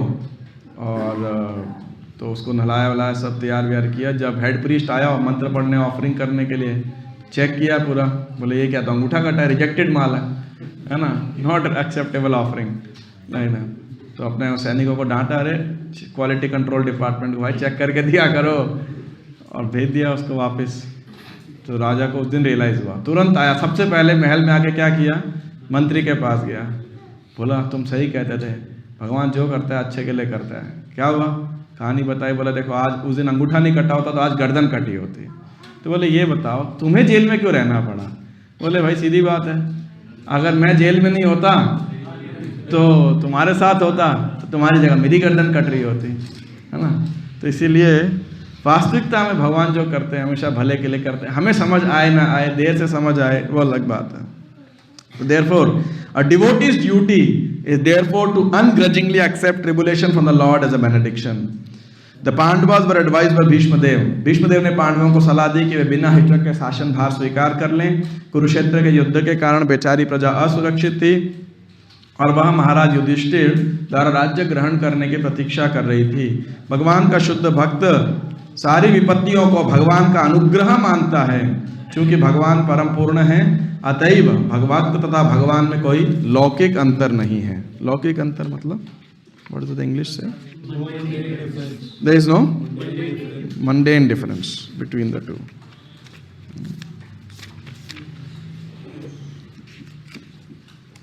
There is no mundane difference between the two. तो यहाँ पे जो मूल बातें कही हैं देखिए भीष्मदेव हमें पहली शिक्षा दे रहे हैं कि संसार में डिफिकल्टीज काल के प्रभाव से आती हैं। निश्चित रूप से एक बद्ध जीव के लिए उसके पूर्व कर्मों के कारण सुख और दुख दोनों आते हैं। पूर्व कर्म भी और कुछ इस वर्तमान जीवन के कर्म भी आएंगे, है ना, जो इमीडिएट रेक्टिफाई हो जाते हैं, और ये आएंगे ही आएंगे। अब रही बात महान भक्तों के जीवन में, पांडवों के जीवन में भी इतना कष्ट आया, कुंती महाराज के जो इतना कष्ट है, तो इसको कैसे समझा जाए। तो भीष्मदेव कह रहे हैं कि देखिए ये कष्ट वैसे तो भगवान की योजना के तहत है, और इसीलिए यदि किसी भक्त के जीवन में कष्ट आए तो उसे भगवान की योजना को, उसको भगवान की योजना मान करके सह लेना चाहिए। He should ungrudgingly should accept it basically as a Lord's will. उसका प्रतिकार करने का ज़्यादा प्रयास नहीं करना चाहिए। रादर विप्र धर्म अच्युत आश्रय, ऐसी परिस्थितियों में भी और हर परिस्थिति में, चाहे सुखद हो चाहे दुखद हो, विप्र भगवान का, भगवान धर्म धार्मिक नीति नियमों का, और या विप्र धर्म अच्युता, और ब्राह्मणों वैष्णवों का संरक्षण कभी नहीं छोड़ना चाहिए, उसका और कठोरता से पालन करना चाहिए। अब रही बात पांडवों के जीवन में कष्ट में, तो भगवान की क्या योजना थी, क्यों भगवान ऐसे महान भक्तों के जीवन में भी कष्ट लाते हैं। तो पहला कारण तो यहाँ इसमें बताया ही है कि साधारण भक्तों को ये शिक्षा देने के लिए, आने वाली पीढ़ियों को शिक्षा देने के लिए कि देखो जब आपके जीवन में भक्ति करोगे और आपके जीवन में कष्ट आए तो आपको क्या करना चाहिए, ऐसे महान सिद्ध भक्तों के जीवन का अनुसरण करना चाहिए कि देखो कितने बड़े महान भक्त थे वो, कितनी कठिन परिस्थिति आने के बाद भी भगवान की भक्ति नहीं छोड़ी। तो मेरी भक्ति तो उसके सामने कुछ भी नहीं है, बट देयरफॉर, और मेरी तकलीफ तो उसके सामने कुछ भी नहीं है, I should follow in the footsteps. ऐसा ना हो कि तकलीफ या कोई समस्या बाधा बन जाए हमारे जीवन में भक्ति को छोड़ने के लिए। कई बार ये कोई तकलीफ आती है जीवन के अंदर तो लोग भगवान की भक्ति छोड़ देते हैं। हम इन महान भक्तों के जीवन से देख सकते हैं कितनी कितनी तकलीफ आई इनके जीवन में, फिर भी इन्होंने भगवान की भक्ति कभी नहीं छोड़ी, भगवान का आश्रय कभी नहीं छोड़ा। तो ये एक पहला पॉइंट हो गया कि जो भगवान की क्या योजना थी हम लोगों को सिखाने के लिए। दूसरी क्या योजना थी कि कभी कभी भगवान अपने भक्तों का गुणगान करने के लिए, भगवान कैसे गुणगान करते हैं, जैसे भगवान को धर्म की स्थापना करनी थी यहाँ पे, तो अब किसके माध्यम से इस्तेमाल करेंगे आप बताओ। आप पड़ोसी के लड़के को, अगर आपके जीवन में तकलीफ आएगी तो आप क्या एक्सपेक्ट करोगे, पड़ोसी का लड़का आके सॉल्व करेगा या आपका लड़का सॉल्व करेगा। भैया आप अपने लड़के को आदेश दोगे ना, ये करो वो करो ये करो, थोड़ी पड़ोसी वाले को बोलोगे ये कर वो कर, है कि नहीं, सच है कि नहीं। तो ऐसे ही भगवान को जब भी उद्देश्य सिद्ध करना होता है तो भगवान किसकी हेल्प लेंगे, भगवान अपने भक्तों को ही उस लीला के अंदर भागीदार बनाते हैं। यानी भगवान को जब कोई लीला करनी होती है तो अपने भक्तों को भागीदार बनाते हैं, और उस लीला के तहत कभी कभी भक्तों को बाह्य रूप से कष्ट भोगने भी पड़ते हैं। तो जैसे पांडवों को भी देखा जाए, externally there was so much suffering. क्यों? क्योंकि श्री कृष्ण आसुरी जो क्षत्रिय राजा थे उन लोगों का विनाश करना चाहते थे, है ना। तो भगवान ने खुद भी डीमंस को बचपन में वध किया, और बाकी कुरुक्षेत्र के युद्ध के द्वारा पांडवों के माध्यम से राजाओं का वध किया। तो भगवान के उद्देश्य को पूरा करने के लिए भक्त उसमें सहायता करते हैं। तो पहला हो गया कि पीढ़ी, आने वाली पीढ़ियों को सिखाने के लिए, दूसरा भगवान की लीला के लिए, तीसरा भगवान अपने भक्तों का गुणगान करने के अंदर, है ना। अगर मान लो युधिष्ठिर पांडवों की जर्नी एकदम स्मूथ सेलिंग होती, कोई टेंशन ही ना होती, तो फिर उनका गुणगान ही क्या होता। तो भगवान बाह्य रूप से उन्हें कष्ट प्रदान करते हैं, ऐसी क्या बोलते हैं परिस्थितियां उत्पन्न कर देते हैं जो भौतिक दृष्टिकोण से बड़ी तकलीफदायक होती है, कष्टदायक होती है, और फिर भगवान उसमें रक्षा भी करते हैं। जैसे प्रहलाद महाराज, आप देखो इतना टॉर्चर, आप सोचो यहाँ हु इज 5 years old, कौन बच्चा 5 साल का यहाँ पे कोई है? How old are you Mukund? 7। Shyama is 5 year old। कहीं मम्मी ने आपको फ्राई किया कढ़ाई के अंदर?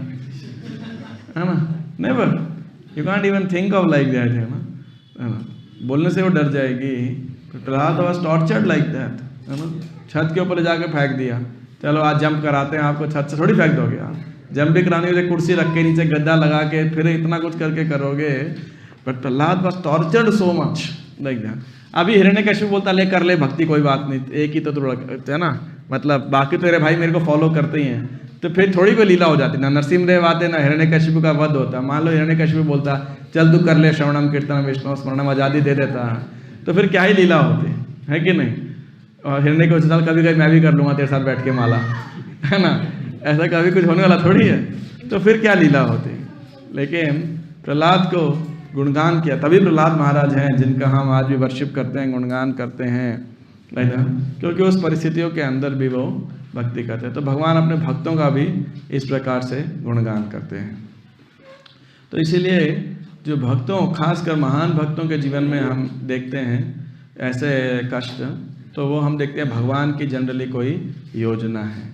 अब आप बोलोगे ठीक है, ये तो सारे नित्य सिद्ध या सब वो हो गए, क्या बोलते हैं, भगवान के इटर्नल एसोसिएट टाइप हो गए, चलो मान लिया भगवान की लीला में आए थे। तो फिर जो समकालीन भक्त होते हैं या कभी कभी हम साधक भक्त देखते हैं, उनके बारे में क्या कह सकते हैं हम। For example we see sometime very big devotees और ग्रेट डिवोटीज और समर्पित भक्त, वो भी कभी कभी उनके जीवन में बड़ा कष्ट होता है। जैसे जिन्होंने जयपताका स्वामी महाराज है, बाह्य रूप से आप देखोगे तो भाई मतलब शरीर का हर अंग ही चेंज हो गया basically, you know, liver transplant, I think kidney also, है ना, किडनी ट्रांसप्लांट, और उसके अलावा तो स्ट्रोक और पता नहीं क्या क्या, सो मच हेपेटाइटिस, ये वो बीमारी फला ढिमकान, you know, like that. But how do we see this? Bhakti Tirtha Maharaj was there, so he got his collar bone, you know, वो सामान उठा रहे थे, आप सोचो वजन उठा रहे थे, कॉलर बोन ही टूट गया उनका, लाइक दैट। तो इस चीज़ों को कैसे समझा जाए। या गोपाल कृष्ण महाराज जैसे पार्किंसन डिजीज था, you know, he was unable to, बहुत उनको डिफिकल्टी होता था मूव करने में, बाथरूम में जाने में, ये सब वगैरह। तो ये सब परिस्थितियों को कैसे समझा जाए, how do you explain this, इसको आप कैसे एक्सप्लेन करोगे। So one explanation is that sometimes it's a standard explanation, it is not something opinion, it's a standard explanation कि कई बारी भगवान क्या करते हैं, एक नॉर्मली जब कोई भक्त बनता है या भक्ति करना प्रारंभ भी करता है, 9th कैंटो के अंदर अम्बरीश महाराज के सेक्शन में वर्णन आता है, तो भगवान क्या करते हैं, उसके सब कर्मों को हटा देते हैं, कर्म फलों को राधा, लाइक दैट। और जैसे जैसे वो भक्त गंभीर रहता है, होता जाता है, और अपने उस भक्ति के एक तरीके से प्रिविलेजेस को या भगवान के सुरक्षा को मिसयूज नहीं करता है, भगवान उसके कर्मों को डिलीट करते जाते हैं, लाइक दैट। और जहाँ जहाँ पे लगता है भगवान को, भगवान कि ये कर्म फल उस भक्त को प्राप्त होने चाहिए, या तो उसकी स्वतंत्रता को ये कर्टेल कर देंगे या फिर भगवान के प्रति आकर्षण को बढ़ा देंगे। तो भगवान इस प्रकार से उन कर्म फलों को पैकेज करके उस भक्त को दे देते हैं। इसीलिए जब आप तत्तेनुकंपाम सुसमीक्षमाणो वर्ष पढ़ेंगे तो वहाँ पे आप देखेंगे they look like the semblance of the कर्म। बाह्य रूप से एक महान भक्त को भी चोट लग रही है, मुझे भी चोट लग रही है, हाथ में चोट लग रही है, तो लगेगा कोई ना कोई कर्म फल होगा, तो दिखेगा बिल्कुल कर्म फल जैसा, नहीं ना। लेकिन उस भक्त के जब आप पूछोगे तो बोलेगा वाह भगवान की बहुत कृपा थी, भगवान की बहुत कृपा है, है ना। तो इस प्रकार से, और वो भक्त रियलाइज कर पाएगा, और ये उसके और कृष्ण के बीच का मामला है। हमारे दृष्टिकोण से हमें लगेगा कोई ना कोई कर्म फल ही है ना। और एक दृष्टिकोण देखा जाए वो गलत भी नहीं है, लेकिन वो कर्म फल यूज कौन कर रहा है, श्री कृष्ण कर रहे हैं उस भक्त के उद्धार के लिए बेसिकली। या तो श्री कृष्ण उस कर्म फल के द्वारा उसे पनिश करते हैं जब वो स्वतंत्रता का मिसयूज करता है, या कर्म फल को भगवान यूज करते हैं उसके आकर्षण बढ़ाने के लिए बेसिकली। तो जब अम्बरीश माँ का सेक्शन है उधर भी, और तब तेनुकंपाम वर्ष का जो तात्पर्य को आप पढ़ेंगे तो वहाँ पे ये मेंशन होता है। तो इसीलिए कभी कभी ऐसे महान भक्त जो हैं उनका कोई ऐसा कुछ ना कुछ एक्यूमुलेटेड मान लीजिए कर्म फल हैं, और भगवान चाहते हैं कि अब वो क्या बोलते हैं भगवत धाम वापस आए, राइट। भगवान ने देखा कि बहुत गंभीर भक्त हैं, गुरु निष्ठा के साथ पूरा जीवन यापन किया है, लेकिन फिर भी अभी इनके कुछ कर्म फल हैं, तो भगवान को अब उस कर्म फलों को डिलीट करना है। तो भगवान क्या करते हैं, भगवान उस कर्म फलों को इस्तेमाल करते हैं कैसे, एक साथ में एक बहुत बड़ा पनिशमेंट दे दिया, टोकन बड़ा, मतलब सारे कर्म फल जो भी इकट्ठा करके, चलो भाई अब सारे कष्ट एक बार में जो मिल गए और कर्मफल समाप्त, अब आप बैक टू गॉड वापिस आ जाओ। तो भगवान उन सारे कर्मों को यूज करते हैं।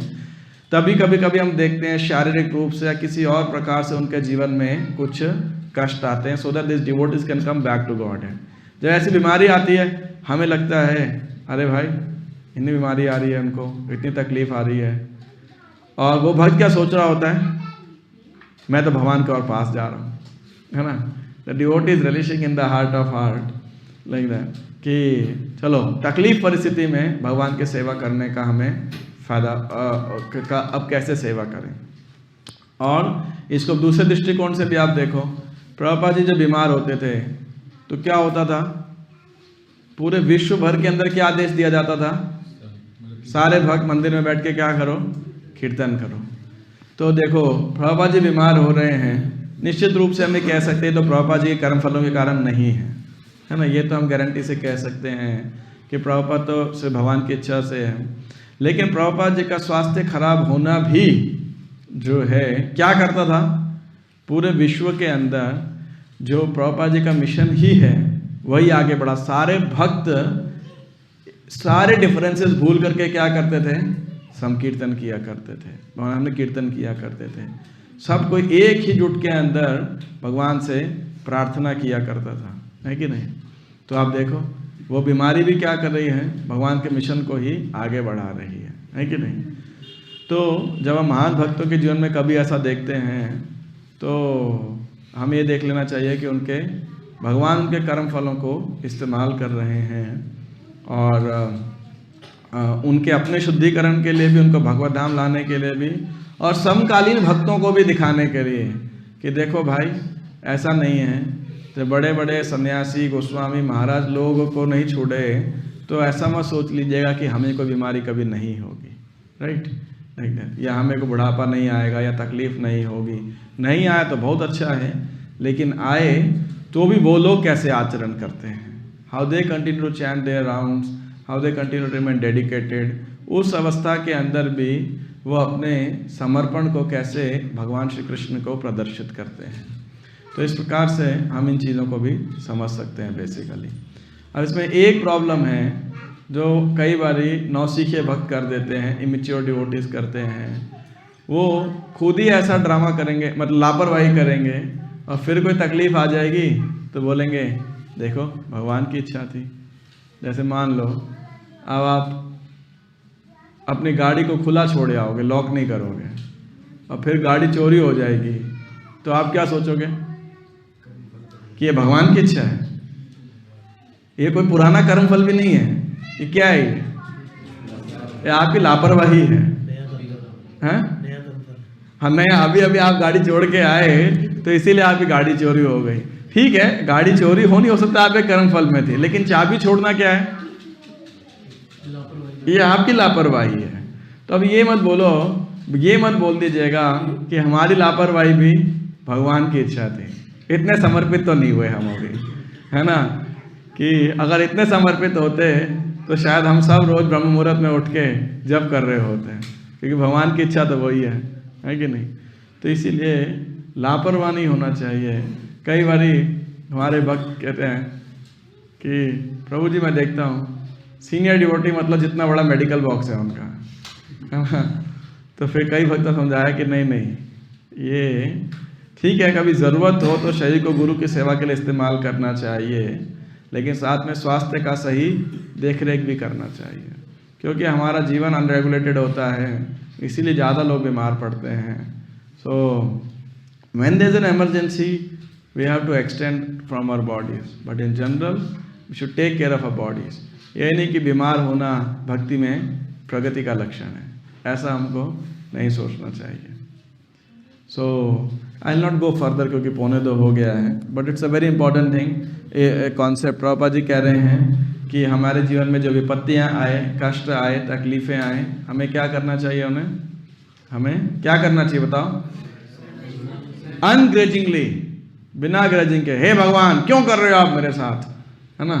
We should accept the tribulations, understanding them as one thing is Lord desire, second also as the my own karmas basically. इसीलिए कभी आपके घर में, पिता में, लड़के बाप बेटे में, ससुर बहू के अंदर, सास बहू के अंदर, या कोई भी और भाई भाई के अंदर, कोई भी ऐसा, या व्यापार के अंदर, प्रोफेशंस के अंदर, कभी कभी, या मित्रता के अंदर, या भक्ति में सेवा के दौरान भी कभी मतभेद हो जाते हैं। जब तकलीफ आने लगती है, थोड़ी गर्मा गर्मी होने लगती है, तो जनरल हमारा रिएक्शन क्या होता है? ये ऐसा, वो ऐसा, ये ऐसी, वो ऐसी, है कि नहीं? हम चुगली करना शुरू कर देते हैं, निंदा करना शुरू कर देते हैं। और अगर खासकर कोई हमारे साथ कोई बुरा करता है, मान लो कोई हमें व्यापार में धोखा दे दे, या कोई हमारी निंदा चुगली कर दे, या कोई किसी प्रकार से हमें नुकसान पहुंचाने की योजना करे, तो हमें क्या सोचना चाहिए? आप बता सकते हो आज की डिस्कशन से उसे क्या सोचना चाहिए? आपको क्या आपकी विचारधारा होनी चाहिए? इन्फ्लुएंस ऑफ टाइम, ओके, और गुड, यस माता जी।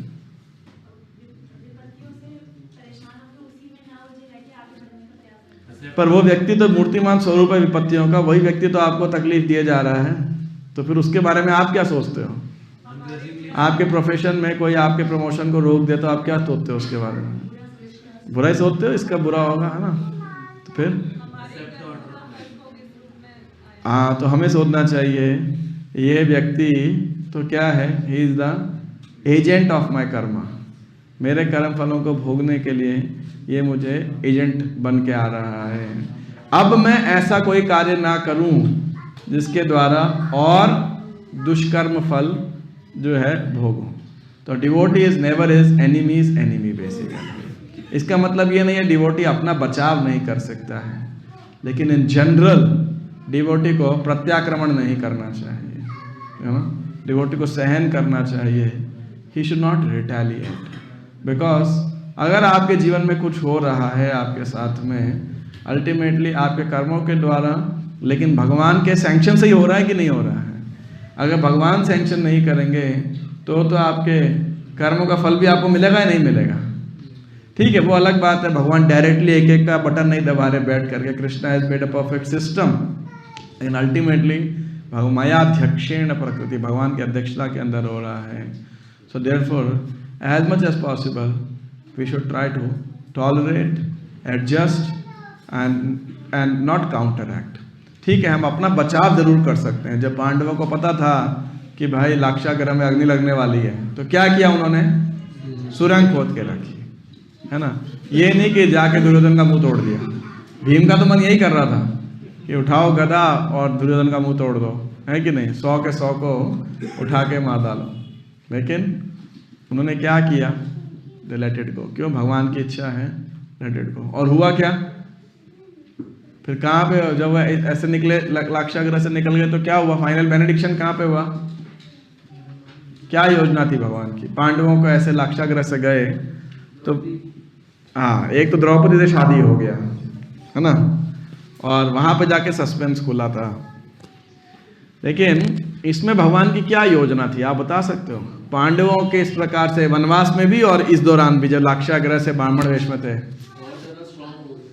भगवान की इच्छा चैतन्य भागवत के अंदर वृंदावन दास ठाकुर बताते हैं, कहते हैं देखो श्री रामचंद्र को वनवास हुआ तो भगवान कई स्थानों में, जंगल में और ये सब अपवित्र स्थानों में भी गए और उनको पवित्र कर दिया, लेकिन फिर भी कुछ कुछ स्थान छूट गए, है ना? तो वहां भगवान ने किसको भेजा? बाद में पांडवों को वनवास के रूप में, है ना? क्योंकि पांडव इतने महान भक्त हैं, तो जैसे वनवास के माध्यम से पांडव लोग जब गए तो उससे भी वो स्थान क्या हो गए? पवित्र हो गए। और फिर भी कोई कोई स्थान बच गया, तो वहाँ पे क्या होता है? श्री चैतन्य महाप्रभु के जो पार्षद हैं वो सब प्रकट हुए हैं। हालांकि वो कई स्थान अपवित्र स्थान हैं जहाँ नदियाँ नहीं बहती है, लेकिन वो कहने हैं कोई फर्क नहीं पड़ता है कि यदि कोई महान वैष्णव जहाँ जन्म लेता है, कुलम पवित्रम जननी कृतार्थ वसुंधरा तेनैव वसतिश्च धन्या, कि वो कुल पवित्र हो जाता है। कुलम पवित्रम जननी कृतार्थ, और वो जो माता है वो धन्य हो जाती है। वसुंधरा तेनैव वसतिश्च धन्या, है ना, कि और जो धरती है कुछ तो डायमेंशन बताया, वो उतने डायमेंशन तक क्या हो जाती है, पूरी पवित्र हो जाती है। वो स्थान एक तीर्थ स्थल बन जाता है, चाहे वहाँ पे कोई पवित्र नदी ना हो, चाहे वहाँ पे कोई पहले, इससे पहले कोई महान भक्त ना आया हो। तो बोले इसलिए श्री चैतन्य महाप्रभु के पार्षद, कई पार्षद थोड़े से सो कॉल्ड उस जमाने के हिसाब से अपवित्र स्थानों के उत्पन्न हुए थे। तो बोले ये भगवान की योजना थी। इसलिए भारतवर्ष वो वर्ष है जहाँ पे स्वयं भगवान रामचंद्र वनवास में घूमे हैं, जहाँ स्वयं पांडव वनवास के अंदर घूमे हैं, है ना। और उसके बाद कौन घूमा है, श्री चैतन्य महाप्रभु पूरे दक्षिण भारत, वेस्टर्न कोस्ट और इधर नॉर्दर्न के अंदर स्वयं संकीर्तन करते हुए, ये है भारतवर्ष बेसिकली। तो बस वृंदावन दास ठाकुर स्पीक्स लाइक दैट। तो जो है इस प्रकार से इस विषय के ऊपर कुछ चर्चाएं थे। Now those devotees were raising hands to have some comments, questions. Yes Aditya प्रभु, आप पूछ रहे थे और इट्स ऑलरेडी आंसर्ड। ओके, ठीक है माता जी।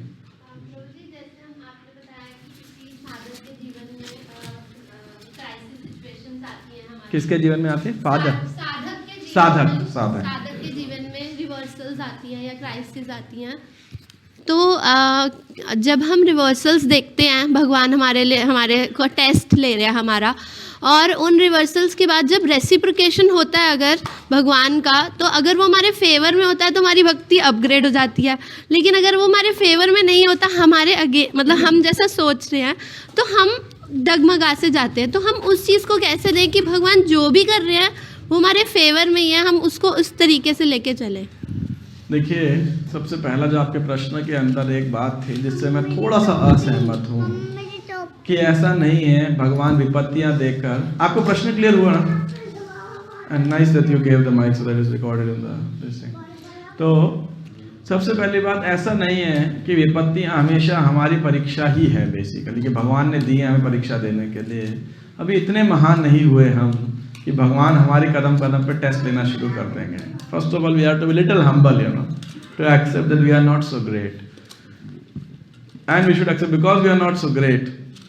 निश्चित रूप से हमारे कर्म फलों के प्रभाव से हमें तकलीफें आनी ही आनी है, राइट। अभी हमको जब तकलीफ आती है तो नेचुरली अब आप कह रहे हैं इसके बाद जब भगवान का रेसिप्रोकेशन देखते हैं, तो देखिए भगवान का रेसिप्रोकेशन तो सदैव होने ही वाला है जब भक्त कर रहा है। But let us not mix it. अब हमारे फेवर में या अनफेवर में की डेफिनेशन क्या है? वो है जैसा हम चाहते हैं, मतलब वो फेवर है, जैसा हम नहीं चाहते हैं वो हमारा फेवर नहीं है। एक भक्त का जो होता है, भगवान क्या चाहते हैं इस परिस्थिति में, हम कैसे एक्ट करें, ये हमारा एटीट्यूड होना चाहिए। रादर देन कि हमारी भक्ति अपग्रेड हो जाती है या भक्ति डिग्रेड हो जाती है। एक भक्त तो भगवान का सोल्ड आउट सर्वेंट है, उसकी क्या अपग्रेड होगी या क्या भक्ति डिग्रेड होगी, है ना।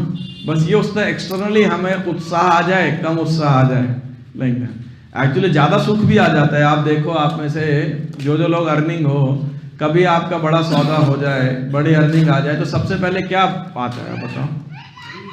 क्या आता है बताओ? हरी बोल क्या? नहीं, आपको बड़ा हरी बोल।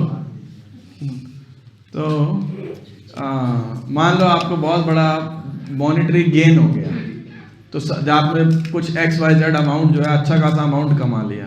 फर्स्ट चीज मन में और उस पैसे का क्या इस्तेमाल होता है बताओ?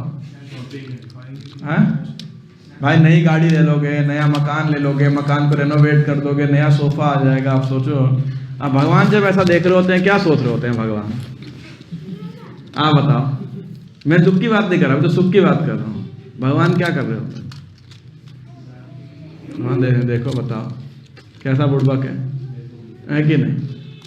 थोड़ी संपत्ति में बह गया बेचारा, इतना कनिष्ठ अधिकारी है, तो थोड़ा पैसा क्या दिया इसी में बह गया है कि नहीं?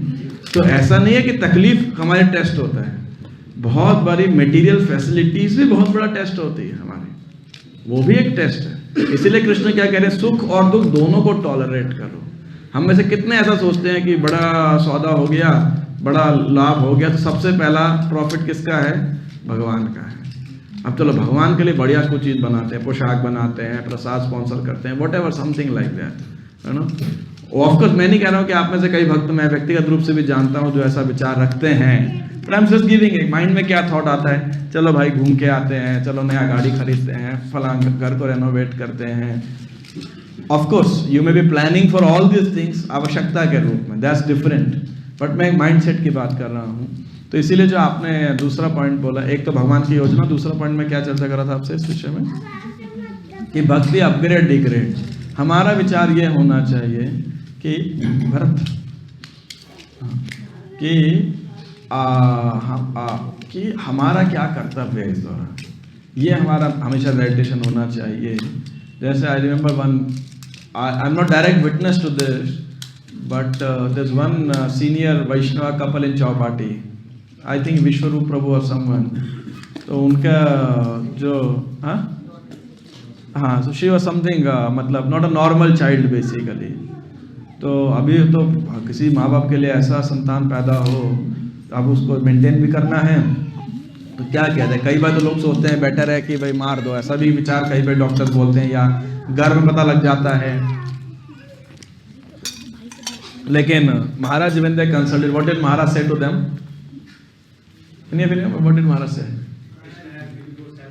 हाँ, देखो कृष्ण ने आपको अवसर दिया है कि आप बिल्कुल निस्वार्थ भाव से, निष्काम भाव से आप क्या करोगे, केवल सेवा ही कर सकते हो। जब आप संतान अगर सही होती तो आप क्या सोचोगे, चलो बुढ़ापे में हमारा ध्यान रखेगी, नाम रोशन करेगी, या बड़ा ये होगा, आपकी कुछ भौतिक इच्छाएं होंगी। बट जब फिजिकली मेंटली वो चाइल्ड कैपेबल ही नहीं है, तो आपके लिए एक दृष्टिकोण से मैं कह रहा हूँ, एक तरीके से तो आपके लिए सिर्फ बोझ ही है ना, एक तरीके से आपको सिर्फ रिटर्न में कुछ नहीं मिलना है। So it's an opportunity for selfless service. इसीलिए मेरा प्रैक्टिकल रिकमेंडेशन, जो मेरी अंडरस्टैंडिंग है, कि हमें अपने जीवन के अंदर सुख या दुख दोनों परिस्थितियों के अंदर as a regular practice we should be under the guidance of brahmanas and Vaishnavas and not the dictation of our mind, क्योंकि वो बता सकते हैं हाउ दिस एडवर्सिटी और this calamity can be an opportunity like that. That's the recommendation. विप्र धर्म अच्युताश्रय एकाकी यामार नाही पाय बल हरिनाम संकीर्तन तुम्हें कृपा करी श्रद्धा बिंदु दिया देहो कृष्ण नाम। Is it okay? Yes, Vasudev Vipra. That you have to give that and ensure that it's on. हरे कृष्ण प्रभु जी। प्रभु जी जैसे आपने बताया कि मतलब प्रहलाद महाराज भी कह रहे हैं जब सुख आता है दुख भी आता है, तो जैसे जो दुख आता है वैसे सुख भी आता है। तो जैसे जो नॉर्मल लोग होते हैं जिन्होंने ज़्यादा भक्ति में पहले पार्टिसिपेट नहीं किया, तो उनको जब बताते हैं कि आप भगवद गीता पढ़ें या भक्ति करें, तो वो कहते हैं कि हमारे जीवन में तो भगवान ने दुख ही दुख दिया है, जैसे कभी गरीबी आ रही है, कभी बीमारी आ रही है, तो उन लोगों को कैसे समझाएं? क्योंकि वो कहते हैं सुबह मुझे द्वारका मंदिर में मैं लेक्चर था, तो एक व्यक्ति मिला, वो कह रहा है, उसने मुझे एक बात बोली, कह रहा है, रोने लग गया लिटरली लेक्चर के बाद में, बोलते बोलते I am sure he must be somewhere around 50। बोले मेरे पिताजी को कोई तो समस्या आया, मेरी मदर को बीमारी हो गई, कुछ कैंसर या ऐसे कुछ हो गया, और मेरे को 4 बारी मैं ऊपर जाता था, फिर उससे ज़्यादा नीचे, 2 कदम आगे बढ़ता था, 4 कदम नीचे, तो मैं क्या करूँ? शायद नया ही आया होगा तो भक्त तो नहीं लग रहा था। तो मैंने पूछा हरे कृष्ण आप जब करते हो तो ऐसा, वी कुड नॉट रिस्पॉन्ड। तो शेयर करा था मैंने वहाँ के भक्तों जोड़ा, पर मैंने उन्हें पूछा, मैंने कहा देखो, वो बोला मैं बिल्कुल निराश हो चुका हूँ, अब ये मेरे पिताजी के कर्म हैं, मेरे कर्म हैं, मेरे बच्चों के कर्म हैं। मैंने कहा ये तो मुझे नहीं पता, पर ये कह सकता हूँ जिसको भोगना पड़ रहा है उसके कर्म हैं। लेकिन मुझे एक बात बताओ आप, कि आप 4 बारी आप कह रहे हो आपके जीवन में आपको नुकसान हुआ, इसका मतलब 3 बार ऊपर भी चढ़े थे ना, तभी तो ऊपर के वजह नीचे आए थे, तो तब आपकी क्या प्रतिक्रिया थी? अब वो वहां पर चुप हो गया। मैंने कहा ऊपर तभी, नीचे तभी गिरोगे ना जब आप ऊपर चढ़े थे। तो बोले हाँ। तो मैंने कहा इसीलिए निराश मत हो, जो स्थिति है वो तो फेस करनी ही होगी, अब कैसे फेस करनी है, आप हरे कृष्णा जप करो और बाकी भक्तों से जुड़ो and then take it up. So the point is, अगर आप नीचे गिरे हो तो ऊपर भी चढ़ोगे, ऐसा। Therefore I said, now the normal people, the only thing is, why me at a time of tribulation? I think there was a tennis player, somebody, you know, I'm sorry, tennis player, you're a tennis player, something. तो कुछ ऐसा ही हुआ था, वो final हार गया था, कुछ हुआ, समथिंग हैपेंड टू हिम, कोई बीमारी हो गई या जो भी है, तो उसने यही बात बोली, बोले जब मैं विंबलडन जीत रहा था, ये जीत, तब तो मैंने भगवान को नहीं बोला वाई मी, जब तकलीफ आ गई देन वाई मी, है कि नहीं? Yeah, any माता जी, yes.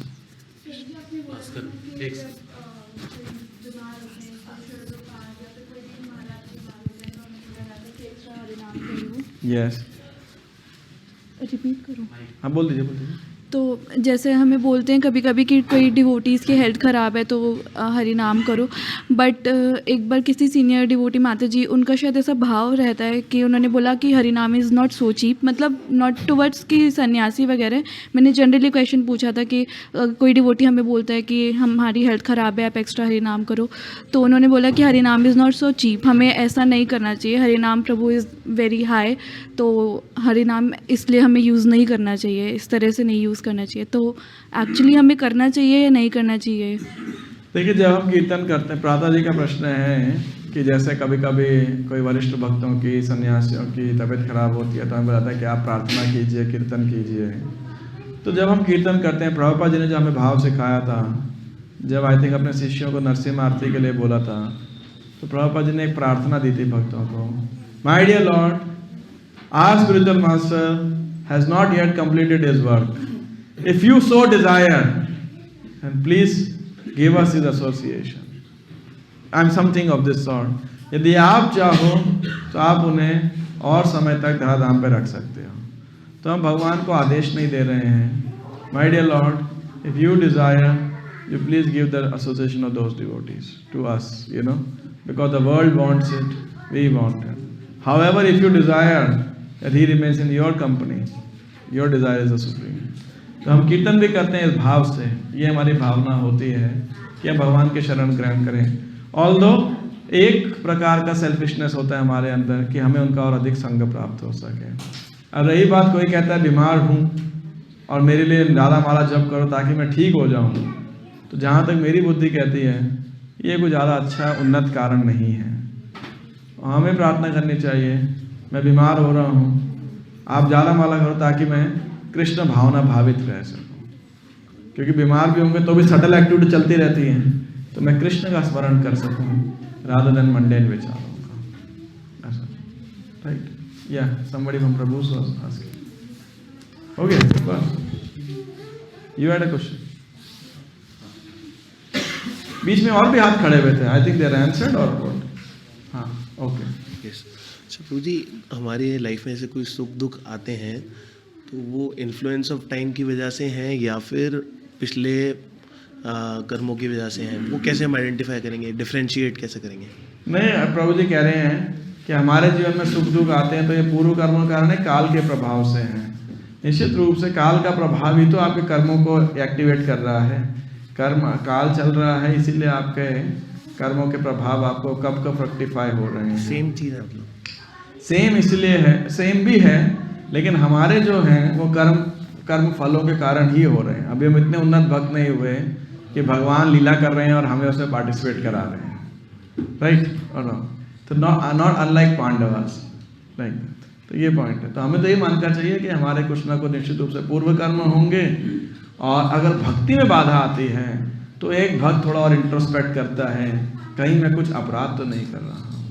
मान लो मेरा नाम जप करने में रुचि दिक्कत हो रही है, या नाम जप करने में दिक्कत, मतलब मेरा मन नहीं लग रहा है, पहले उठा नहीं जा रहा है, किताब पर साधना में मन नहीं लग रहा है, भक्तों के प्रति या सेवा के प्रति नेगेटिविटी आ रही है, तो हम एक और विचार अवश्य कर लेते हैं, कहीं भक्ति में कोई मेरे से अपराध तो नहीं हो रहे। एक भक्त उस प्रकार से इंट्रोस्पेक्ट अवश्य करता है कि नहीं? बाकी तो देखो कर्मफल हैं, तो आप बीमारी आ रही है तो डॉक्टर के पास जाओगे भाई, वो कौन मना कर रहा है? वो तो आपको आप भगवान से सेवा लेने की बजाय अपने शरीर को देख रेख करना ही है, जो करना चाहिए। सारा कैसे प्रभु जी 2 क्वेश्चंस हैं, मतलब दोनों आपस में कनेक्टेड हैं। एक तो प्रभु जी जैसे हमारे जीवन में कोई भी बुरा समय चल रहा है, कुछ भी है, हमारे समय में हमारे सारे प्रश्न होते हैं। हमारे जीवन में कष्ट आता है, बुरा समय चल रहा होता है। जब अच्छा समय चल रहा होता है कोई प्रश्न नहीं पूछता। हमें तो ये सोचना चाहिए कि देखो हमें स्वस्थ शरीर मिला है, हमें अच्छे माता पिता मिले, हमें अच्छी एजुकेशन मिली, हमें अच्छे संस्कार मिले, बाद में भक्तों का संग भी मिला। मैं इतना नालायक हूँ फिर भी मुझे कैसे मिल गया? हमारा भाव ये होना चाहिए, मैं नरक में नहीं हूँ, है ना, फिर भी हमें इतना संग प्राप्त हो गया। हमें तो ये प्रश्न पूछना चाहिए, ये नहीं पूछना चाहिए मैं तो कितना बड़ा महात्मा हूँ फिर भी मेरा बुरा समय चल रहा है, बुराई आ रही है मेरे सामने। यानी go ahead with your question. तो जी बुरा टाइम आया, कुछ भी है, जो भी नेगेटिव परिस्थिति है, हम लोग इस लेक्चर के हिसाब से हमें समझना चाहिए भगवान की मतलब कृपा है या मतलब भगवान हमारे कर्म है या जो भी है, तो हमें छोड़ देना चाहिए, ज़्यादा एफर्ट्स नहीं करने चाहिए प्रभु जी। तो इसमें फिर जो हम लोग पुरुषार्थ के बारे में पढ़ते हैं, जैसे जब भगवद गीता पढ़ते हैं कि एंडेवर हमें ऐसा किसने बोला कि हमें अपने कार्य छोड़ देने चाहिए? नहीं, हम ये कह रहे हैं कि जो चीज़ आपके बियॉन्ड हो, देखिए आप गलत मत समझिएगा। कई बार डिवोटी सोचते हैं सबको डेस्टाइंड ही है तो हम अपना कर्म करना ही छोड़ दें। नहीं, हमारा सिद्धांत है कर्मण्येवाधिका रस्ते माँ फलेषु कदाचन। कि अब हमें ज्ञान प्राप्त हो तो हमें ज्ञान के साथ कर्म करना चाहिए, कि वो अकर्म है, विकर्म है, पापमय कर्म है या पुण्यमय कर्म है या भक्तिमय कर्म है। लेकिन ये कभी नहीं है अभी मान लो आप बीमार हो तो दवा लेना आपका तो इम्पोर्टेंट है ना कि नहीं है? दवा नहीं लोगे तो क्या होगा? और बीमार होगे। लेकिन क्या गारंटी है कि आप दवा लेके ठीक हो जाओगे? इसकी गारंटी है नहीं। माँ फलेषु कदाचन। लेकिन दवा ही नहीं लोगे तो फिर ठीक हो सकते हो? अगर भगवान के अगर आप पे कर्म फल हैं तो ठीक भी हो जाओगे, बिना दवा के भी ठीक हो जाओगे। लेकिन दवा लेना आपका कर्तव्य है, विच वी शुड डू। ये नहीं कि हम ये सोचें हम तो हरि नाम जप करेंगे भगवान ठीक कर देंगे। अगर आप इतने समर्पित हो तो अलग बात है, लेकिन नहीं है we should not take service from the Lord कि नहीं नहीं नाम जप करते रहेंगे भगवान ठीक कर देंगे। अगर आप हमेशा ही जप करते हो, धंधे में फ़ायदे में होता तभी भी और नहीं होता तभी भी तो अलग बात है। लेकिन अगर उस स्टेज पे नहीं है तो हमें अपना कर्म कभी नहीं छोड़ना चाहिए। कर्मण्येवाधिका रस्ते माँ फलेषु कदाचन। What this is telling is we should not become overly disturbed and overly agitated in counteracting the problems, calamities in our life. एक calamity जाएगी, दूसरी आएगी, दूसरी जाएगी, तीसरी आएगी, तीसरी जाएगी, चौथी आएगी। तो इसको काउंटर करने के बजाय हमें विप्र धर्म अच्युत आश्रय इस पे फोकस करना चाहिए।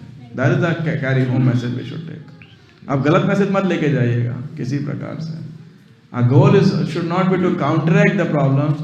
Our goal should be to take shelter of Vipra Dharma Achyuta.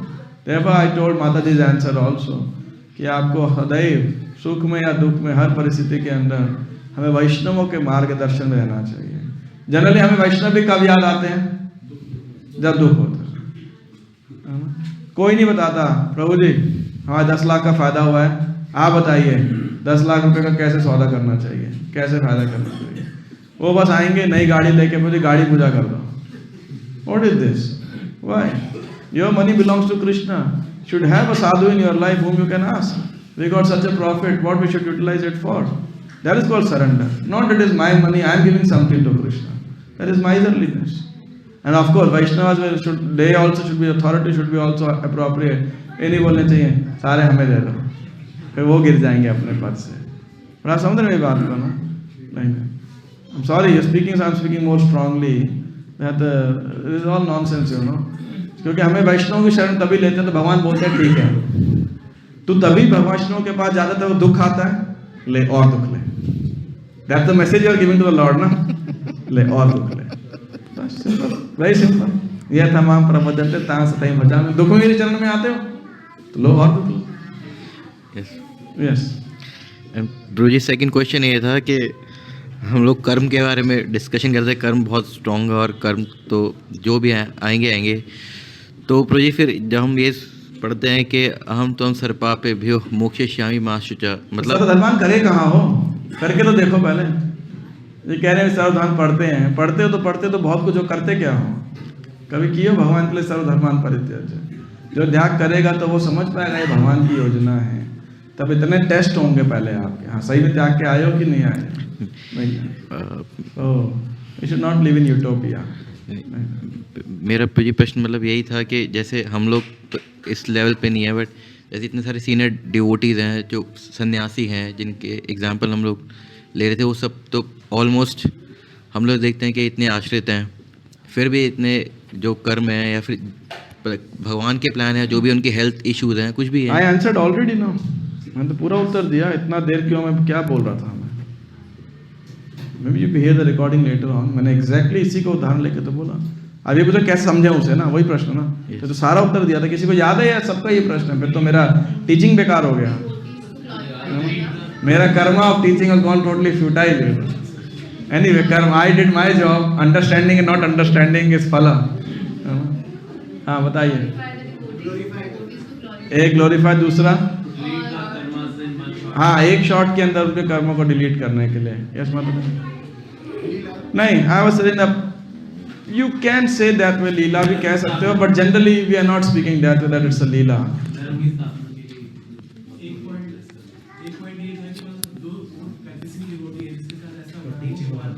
Yes yes, वो भगवान को और ज्यादा क्लोज देख पाता है।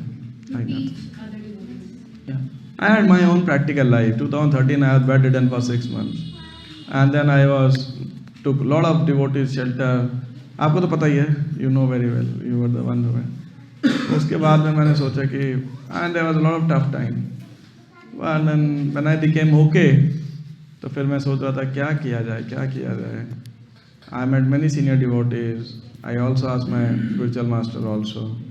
Finally फिर मैंने बोला महाराज, I asked Maharaj also and also thought कि भाई while in temple there are some very basic facilities which were not there. So I said immediately, first thing, that certain level of suffering or tribulation I underwent, I'll ensure that the other temple devotees, full-time devotees, they don't undergo that. So immediately we should have a health department basically. So now if somebody is sick, we immediately made a health department and other facilities, prasadam and so forth. So that the basic challenges are not there basically. So if you're not sick, then you don't understand other people's sickness, like that. So Krishna is so merciful that he gave the experience and he gave the empathy also to understand about managing and maintaining the body basically. Like that. Such amazing mercy. But it dawned me after some time, like that. But I feel grateful for that. Yes. नहीं कम मनमोहन हरि को आप आते हैं।